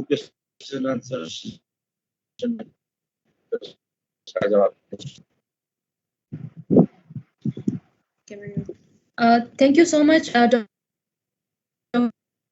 Did a very informative speech. Now moving on to our next speaker, Dr. Saima Abid. Dr. Saima is Associate Professor at Public Health at PIMC. She is researcher and a philanthropist, and Ma'am is the founder of Public Health Association, KPK and FARTA. She has done her MBBS, MPH, and CME. Ma'am will be telling us about the role of awareness in prevention of dengue fever and also the role of intersectoral coordination in prevention of dengue fever. Over to you, ma'am. Thank you so much. Can you listen to me? मतलब आपको आवाज आ रही है? Can you hear me? Yes, ma'am. We can hear you. अच्छा बच्चे, इस तरह बात है कि ये टॉपिक जो है ऑलमोस्ट सारी चीजें कवर हो गई हैं। सिर्फ एक छोटा सा एक कंपोनेंट है जो कि मेरा ख्याल मोस्ट इम्पोर्टेंट कंपोनेंट है, और वो है प्रोएक्टिव कंट्रोल मेजर्स। जब तक कि इस दुनिया में एक्टिव कंट्रोल नहीं होंगी तब तक जो है कि WHO की 2019 की रिपोर्ट के मुताबिक ये 10 जो डिजीज जो कि सेट हैं ये उनकी लिस्ट में आते हैं, और ऑलमोस्ट दुनिया की आधी आबादी जो है वो इससे सफर होने का खतरा है। तो इसके लिए सबसे इम्पोर्टेंट चीज एक्टिव कंट्रोल मेजर्स चाहिए। इसको वक्त से पहले, आने से पहले ही इसके ऊपर जो है काम करने की जरूरत है, और इसमें सबसे इम्पोर्टेंट चीज अवेयरनेस है। एक ऐसी आबादी जहाँ पे 50% लोग जो है वो अनएजुकेटेड हैं, वहां पे लोगों को आप किस तरीके से अवेयर करेंगे? सबसे इम्पोर्टेंट चीज ये कि अगर आप पाकिस्तान के कॉन्टेक्स्ट में देखते हैं या खैबर पख्तूनख्वा के कॉन्टेक्स्ट में देखते हैं, सबसे पहले तो आपने अपनी कम्युनिटी को देखना है, हमारी टारगेट पॉपुलेशन क्या है। फिर उसमें देखना है कि कितने लोग पढ़े लिखे हैं, कितने लोग अनएजुकेटेड हैं, कितनी फीमेल है, कितने मेल हैं, कितने बच्चे हैं। उसकी पूरी फॉर्मेटिव रिसर्च और असेसमेंट होगी, और रिसर्च होने के बाद उनके बिहेवियर्स को देखने के बाद उस टारगेट पॉपुलेशन को सामने रखते हुए, उनकी ज़बान को सामने रखते हुए, उनके लैंग्वेजेस को, उनके रख रखाव के, उनके एप्टीट्यूड को देखने के बाद हमें पॉपुलेशन को सेगमेंट्स में डिवाइड करना होगा। जब हम इसको सेगमेंट्स में डिवाइड करेंगे फिर हमें पता चलेगा कि किस सेगमेंट पे हमने किस ऑब्जेक्टिव के तहत काम करना है।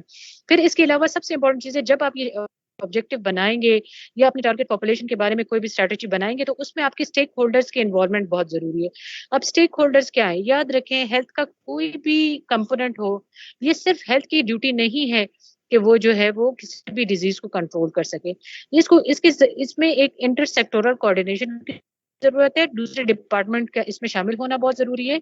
इसमें आप एजुकेशन इंस्टीट्यूशंस को ले लें, इसमें आप सिविल सोसाइटीज को ले लें, इसमें आप गवर्नमेंट को ले लें, हेल्थ सैनिटेशन डिपार्टमेंट को ले लें, म्युनिसिपल कॉर्पोरेशन को ले लें, रिलीजियस लीडर्स को ले लें, इंटर कम्युनिकेशन स्किल्स LHWs को ले लें, कम्युनिटी अवेयरनेस प्रोग्राम को ले लें, मीडिया को ले लें। ये एक बहुत बड़ा जो है वो स्टेक होल्डर्स का एक बहुत बड़ा दायरा है जिसमें सारे के सारे स्टेक होल्डर्स आ जाते हैं। इनको इन्वॉल्व करके आपने प्लानिंग करनी है कि हम किस तरह प्लान करें कि लोगों के अंदर अवेयरनेस आए, और इस तरह जो है आप स्ट्रैटेजी बनाएं अपने इलाके के मुताबिक। फिर वहां पे जब स्ट्रैटेजी बनेगी कि रेडियो के थ्रू, टीवी के थ्रू, बिलबोर्ड के थ्रू, प्रिंट मीडिया, इंटरनेट पर हम किस तरीके से जाएंगे, लोगों को समझाएंगे, फिर उसकी मॉनिटरिंग एंड एवेल्युएशन हम किस तरीके से करेंगे। फिर हम उस प्रोग्राम को डेवलप करना, कम्युनिकेशन को डेवलप करने के बाद करेंगे, और इम्प्लीमेंटेशन करने के बाद उसको एवेल्युएट करेंगे, उसका प्री टेस्टिंग करेंगे। इसके अलावा इसकी जो है इम्प्लीमेंटेशन मॉनिटरिंग करेंगे, और फिर उसके बाद जो है फीडबैक देखेंगे, और फिर रिवाइज करेंगे इस स्ट्रैटेजी को। तो ये एक पूरा सोशल बिहेवियर चेंज कम्युनिकेशन पूरी एक साइंस है, वो हमें यूज करने की जरूरत है। सिर्फ डेंगू के लिए नहीं, हर किस्म के डिजीज के लिए हमें इस साइंस को यूज करना पड़ेगा, और उसको लेके आगे चलेंगे तो ही हम डेंगू को कंट्रोल कर सकते हैं। At the national level, at the local level, international level, ये तमाम लेवल्स हैं। Thank you from my side.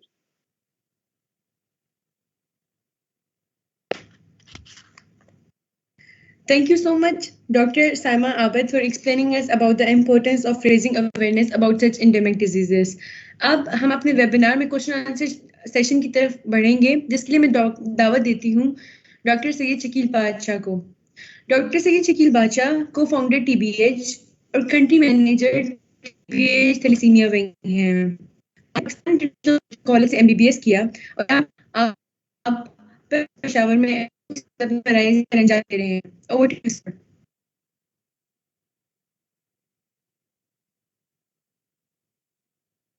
Sir आपकी आवाज भी नहीं आ रही और आपका कैमरा भी ऑफ है।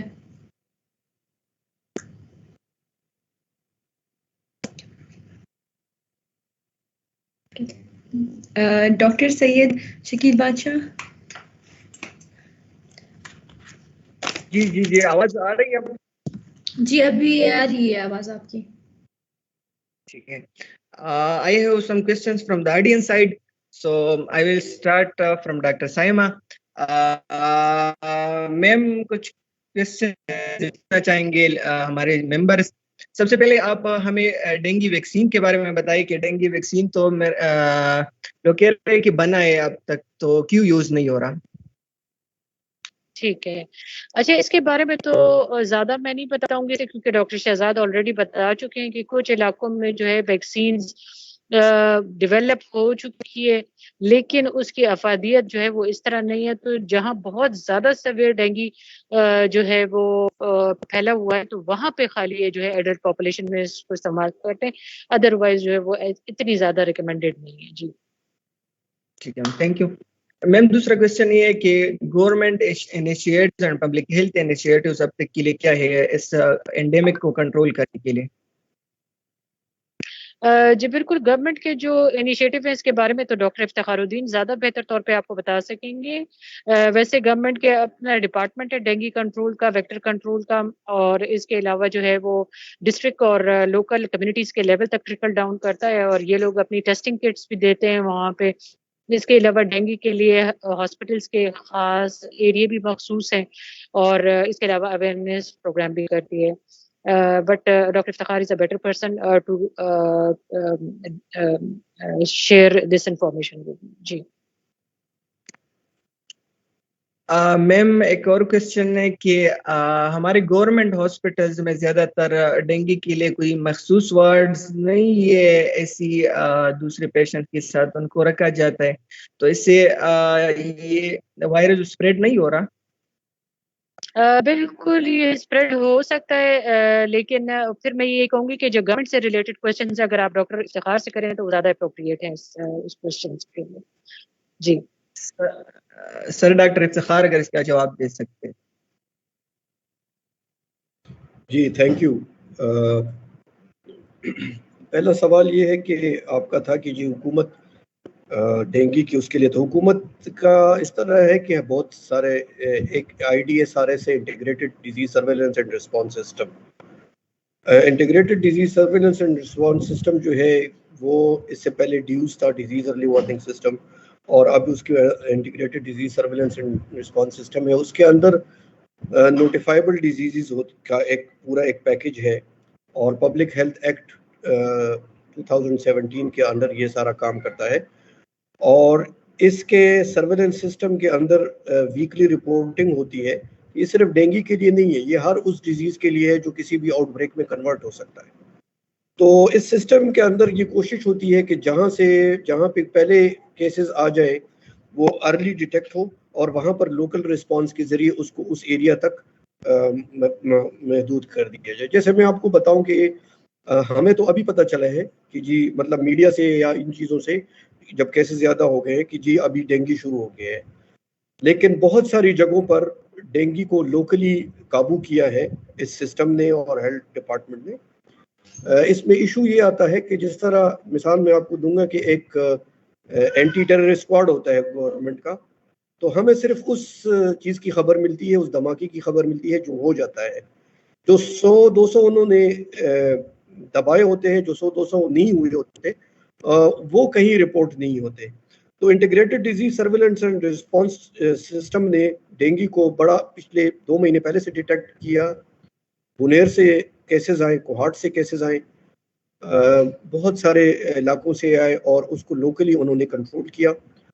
इंटीग्रेटेड डिजीज सर्वेलेंस सिस्टम के अलावा वेक्टर कंट्रोल प्रोग्राम है हेल्थ डिपार्टमेंट का, जो वेक्टर्स को मलेरिया और इस तरह की जो वेक्टर बॉर्न डिजीज है उनको कंट्रोल करता है। लेकिन डेंगू का मैं आपको पहले भी बताया था कि सबसे बड़ा इशू डेंगू का ये है कि ये घरों के अंदर है, ठीक है, हमारे पीने के पानी में है या इस्तेमाल वाले पानी में है। तो वहाँ से जब लोगों को याद समझाना, जिस तरह डॉक्टर साइमा ने कहा, हमने जब लोगों को मुख्तलिफ टाइम में पिछले सालों में पेशावर में बहुत सारे इलाकों में उनके पानी के इस्तेमाल के कारणों से निकाल के दिखाए कि ये आपको बीमार कर रहा है, इससे मच्छर बनता है। सो नोबडी इज बिलीविंग कि जी ये मच्छर हमारे घर में और हमें बीमार कर रहा है। सो उसके लिए बिहेवियर चेंज करना और लोगों को ये चीज़ें, इट विल टेक टाइम, लेकिन ये है कि सिस्टम इंटैक्ट है और बहुत सारी जगहों पर, बहुत सारे डिस्ट्रिक्ट में उन्होंने इसको बड़े अर्ली कंटेन करके उन इलाकों में महदूद करके उसको ख़त्म कर दिया। दूसरा सवाल ये था कि जी डेंगू के वार्ड्स, जी ऐसा नहीं हो सकता कि पूरे साल के लिए कोई मखसूस डेंगू के वार्ड्स हो, लेकिन जिस जिस इलाके में, जिस जिस एरिया में डेंगू के केसेस आना शुरू हो जाते हैं, उस एरिया के तहसील हेडक्वार्टर अस्पताल, डिस्ट्रिक्ट हेडक्वार्टर अस्पताल, फिर टीचिंग अस्पताल में डेंगू के लिए वार्ड्स मखसूस कर दिए जाते हैं, उनमें बेड नेट्स लगा दिए जाते हैं, उनके दरवाजे और ये सारी चीज़ें सील कर दी जाती है। फिर वार्ड के साथ साथ हाई डिपेंडेंसी यूनिट बनते हैं उन हॉस्पिटल्स में, क्योंकि मरीज जो इसका होता है, जिस तरह राव साहब ने कहा, मानसई साहब ने, कि फिर उसको इसमें जो सबसे बड़ा इशू आता है वो फ्लूइड बैलेंस का है। तो उस फ्लूइड बैलेंस को उस तरीके से रखने के लिए फिर ट्रेंड लोग हैं, ट्रेंड नर्सिंग स्टाफ है, ट्रेंड पैरामेडिक स्टाफ है, जो उस फ्लूइड इम्बैलेंस को बैलेंस रखने के लिए उन हाई डिपेंडेंसी यूनिट में काम करते हैं। तो ये एक्टिवेट और डीएक्टिवेट होते रहते हैं according to the burden of disease. एक और सवाल आया था कि जी वैक्सीन का, डेंगू का एक इशू ये है कि नॉर्मली क्लिनिशियंस इसको ज़्यादा बेहतर तरीके से, मंजी साहब ज़्यादा बेहतर तरीके से इसको एक्सप्लेन कर सकते हैं, लेकिन बेसिकली जो डेंगू का सेवियर केसेस होते हैं, या जब डेंगू का मरीज एचडीयू में एडमिट होता है या आप कॉम्प्लिकेशन में होता है, तो उस वक्त तक वायरस उसकी बॉडी में से निकल चुका होता है। एक्शन ऑफ द बॉडी जो उस बंदे को ज्यादा बीमार करता है।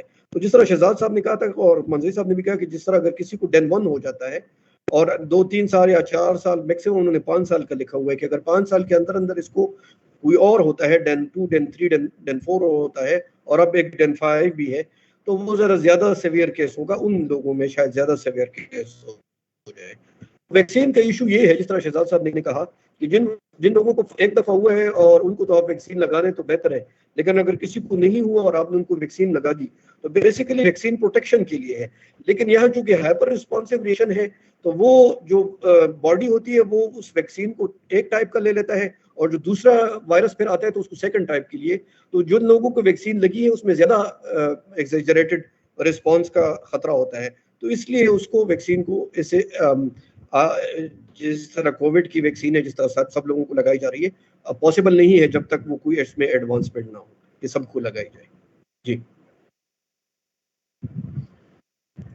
सर, एक और क्वेश्चन है कि हम जिन इलाकों में हाई रिस्क एरियाज है डेंगू के, तो उनको रिस्ट्रिक्ट नहीं कर सकते इस तरह हमने कोविड में किया था? लाइक तेकाल है, हम पेशावर में तेकाल है। देखिए लोग जी देखिए, मॉस्किटो जो है, एक मॉस्किटो अपनी जिंदगी में नॉर्मली एवरेज वो आधे किलोमीटर से ज्यादा नहीं जा सकता अपनी लाइफ टाइम में, अनलेस एंड अनटिल कि उसको कहीं किसी गाड़ी के अंदर घुसाओ और वहां से वो कहीं और चला जाए। तो नॉर्मली ये जो स्प्रेड होती है, दिस इज लाइक जिस तरह वॉल्केनो का बर्स्ट होता है ना, वॉल्केनो की बर्स्ट की तरह स्प्रेड होती है, एक जगह से शुरू होता है और उसके फिर सर्कल में वो आहिस्ता आहिस्ता ज्यादा होता जाता है।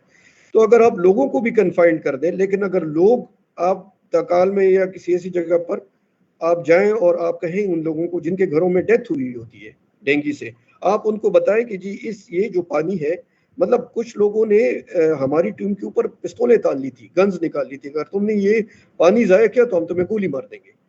तो हमारा इशू तो वो पानी है, वो पोटेंशियल ब्रीडिंग साइट है, वो लोग तो नहीं है कि वो लोगों को हम रिस्ट्रिक्ट कर दें। हमने तो उस पोटेंशियल ब्रीडिंग साइट को खत्म करना है। और इनसाइड इन मेजॉरिटी 90% वो इंडोर है। आउटडोर की तो टीमें, म्युनिसिपल कमेटी की टीमें चली जाती है, वो पानी को देख के उसमें लार्वासाइडल फेंक देती है, टेम्फॉस फेंक देती है, और जहाँ पे बड़े गड्ढे हो उसको भर देती है। इशू तो घरों के अंदर है, और घरों के अंदर भी पीने के पानी में।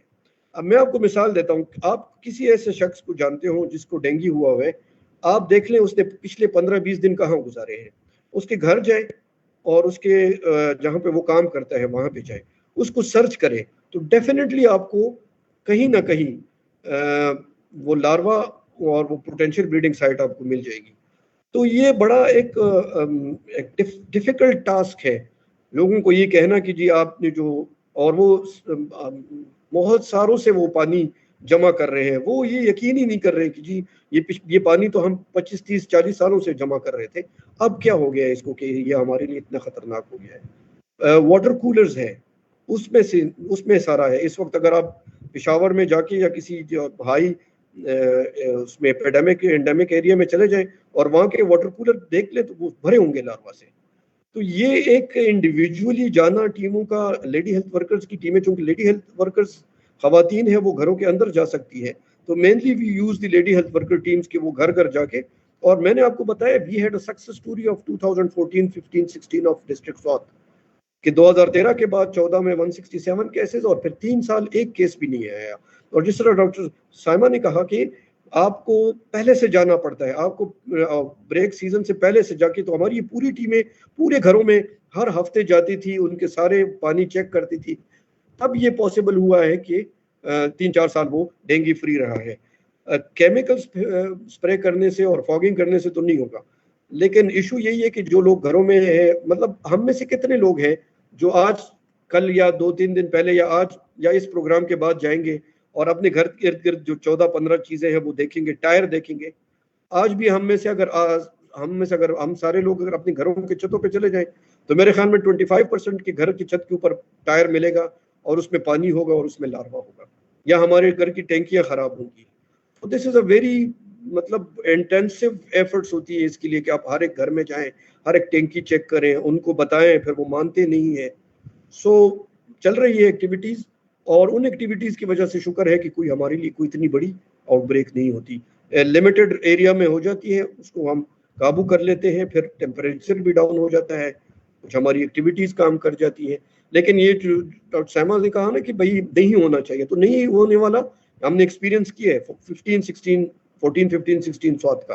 पहले से टीमें चली जाती थी घरों में, हाई रिस्क एरिया का हमें पता था कि ये हॉट एरिया है, तो वो नहीं हुआ फिर वहां पर, तो पहले से कंट्रोल हो गया।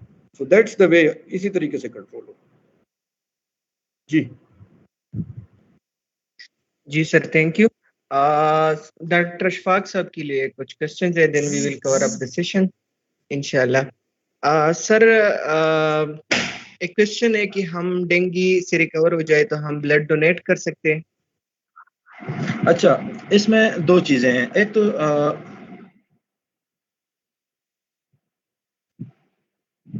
मेरी आवाज आ रही है? जी सर, जी सर। अच्छा, इसमें दो चीजें हैं। एक तो ये है कि ये जहन में याद रखना है कि डेंगू जो है ये ब्लड बोर्न डिजीज नहीं है, ये ब्लड से एक से दूसरे में ट्रांसफर नहीं हो सकती। इसके लिए वेक्टर का होना और एडिस का होना और इस मच्छर का होना जरूरी है।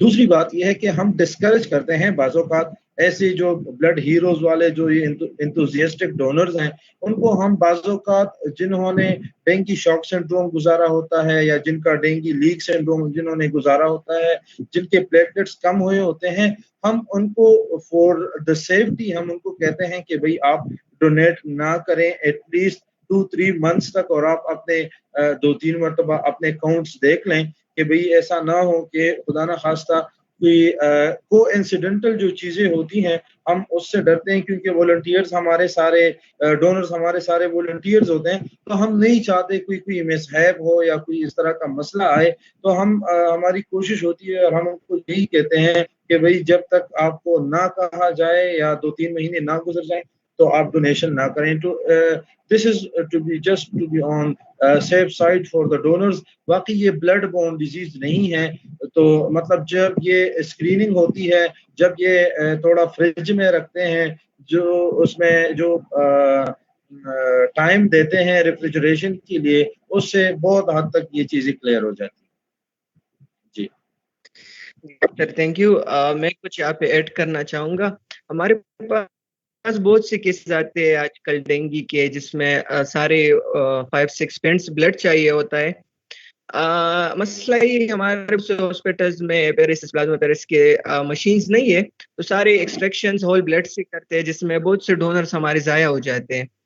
तो द बेस्ट ऑप्शन इज कि हम प्लेटलेट्स एक्सट्रैक्शन करें, मेगा एक्सट्रैक्शन करें। एक डोनर से अगर हम मेगा एक्सट्रैक्शन करें, जिन पेशेंट्स में प्लेटलेट्स कम है उनको अगर हम ट्रांसफ्यूज करें तो होगा एक तो हमारे डोनर्स भी से हो जाएंगे, और दूसरा ये एक मेगा एक्सपेक्टेशन से हमारे पास 40,000 it's increase.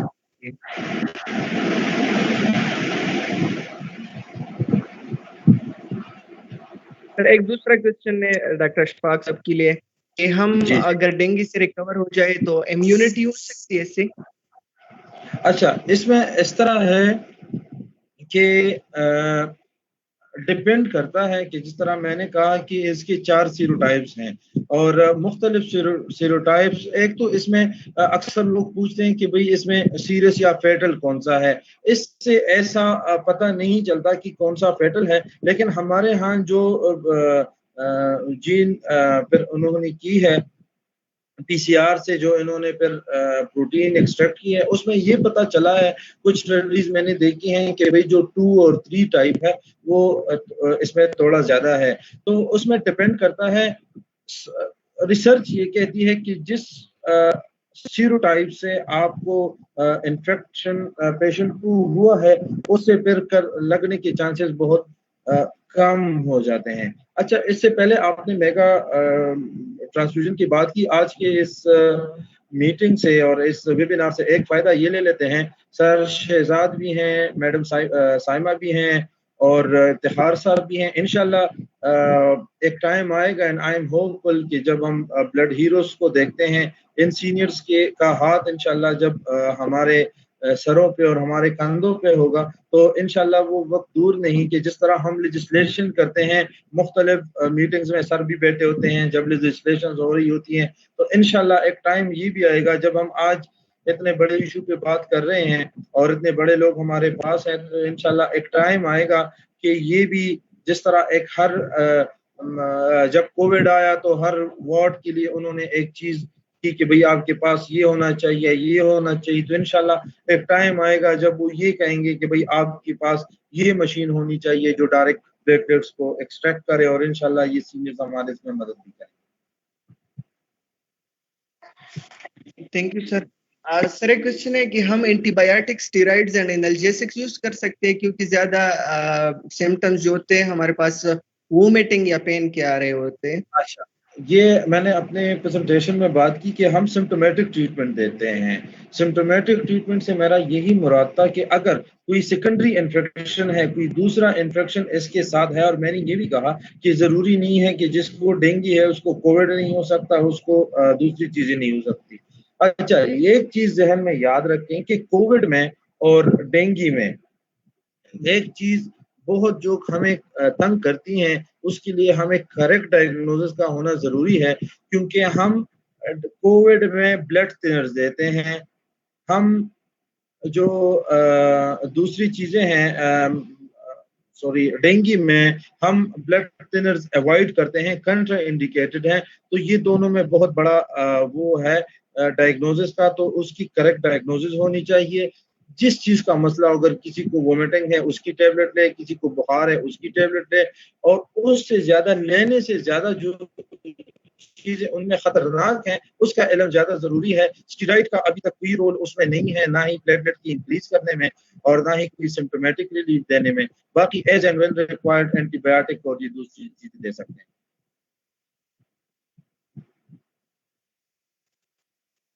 Ji sir, thank you. Sir आप डेंगू पेशेंट्स को कुछ एडवाइस देना चाहेंगे? अच्छा, डेंगू पेशेंट्स को तो सबसे पहले एडवाइस यही है कि जब भी आपको बुखार आ जाए तो सबसे पहले आपने मुस्तनद डॉक्टर के पास जाना है। आपके एक और क्वेश्चन का जवाब जो कि भाई कि हुकूमत क्या कर रही है, मैं आपको बताता चलूँ कि डेंगू के जितनी भी टेस्ट हैं, NS1, IgG, IgM, government facilities पे सिविल डिस्पेंसरी से लेके DHQ तक ये फ्री हैं। बाहर उसके 1500-2000 चार्जेस होते हैं, अंदर हॉस्पिटल्स में ये फ्री हैं। तो एक वो कि भाई आप मुस्तनद डॉक्टर से इलाज करवाएं, अस्पताल से या कहीं से भी ये टेस्ट करवाएं, और सिर्फ जो डॉक्टर का है उस पे अमल करना है। कोई घरेलू टोटके इसमें आपने इस्तेमाल नहीं करना है।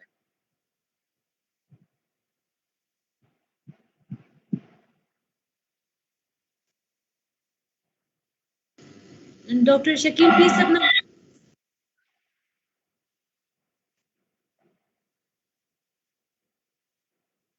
सर एक दूसरा क्वेश्चन है हमारे पास कि सर कोई डेंगू फीवर से मर सकता है?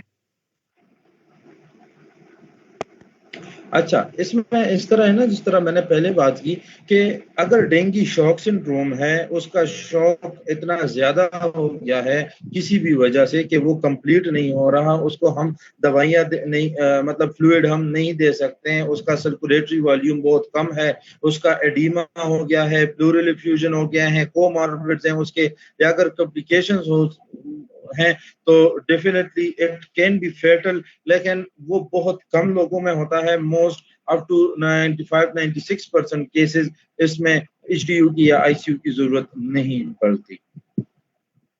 जी, thank you sir, thank you. Doctor Shahzad साहब अगर कुछ ऐड करना चाहे अपने साइड से लास्ट में।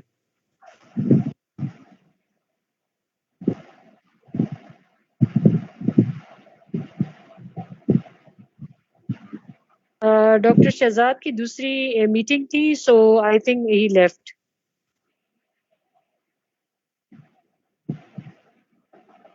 मैम आप अगर कुछ लास्ट में ऐड करना चाहते हैं, because we are in the end of the session. जी बस ये लास्ट मेरा तो मैसेज यही है कि prevention is the key.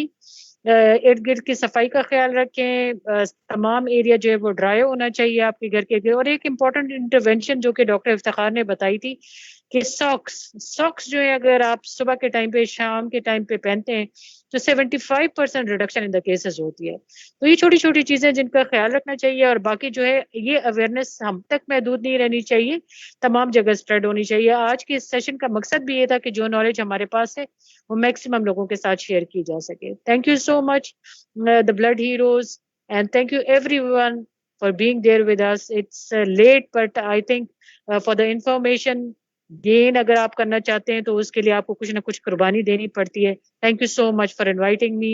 Thank you so much for involving Public Health Association. Thank you, Dr. Iftikhar, Dr. Shehzad, and Dr. Arshad. Thank you so much.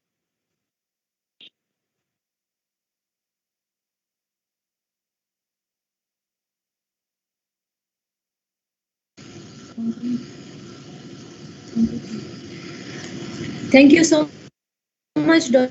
Saeed Shakil, and thank you so much each and every speaker for attending this webinar today, and thank you so much for making it possible.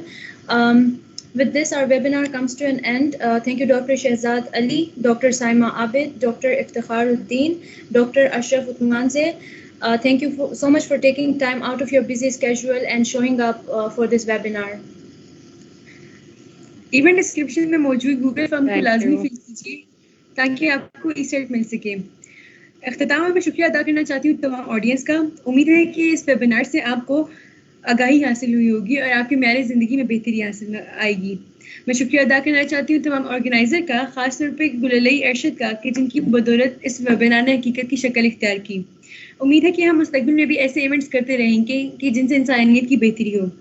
इसी के साथ हम इस webinar के इख्तिताम करते हैं। आप सबका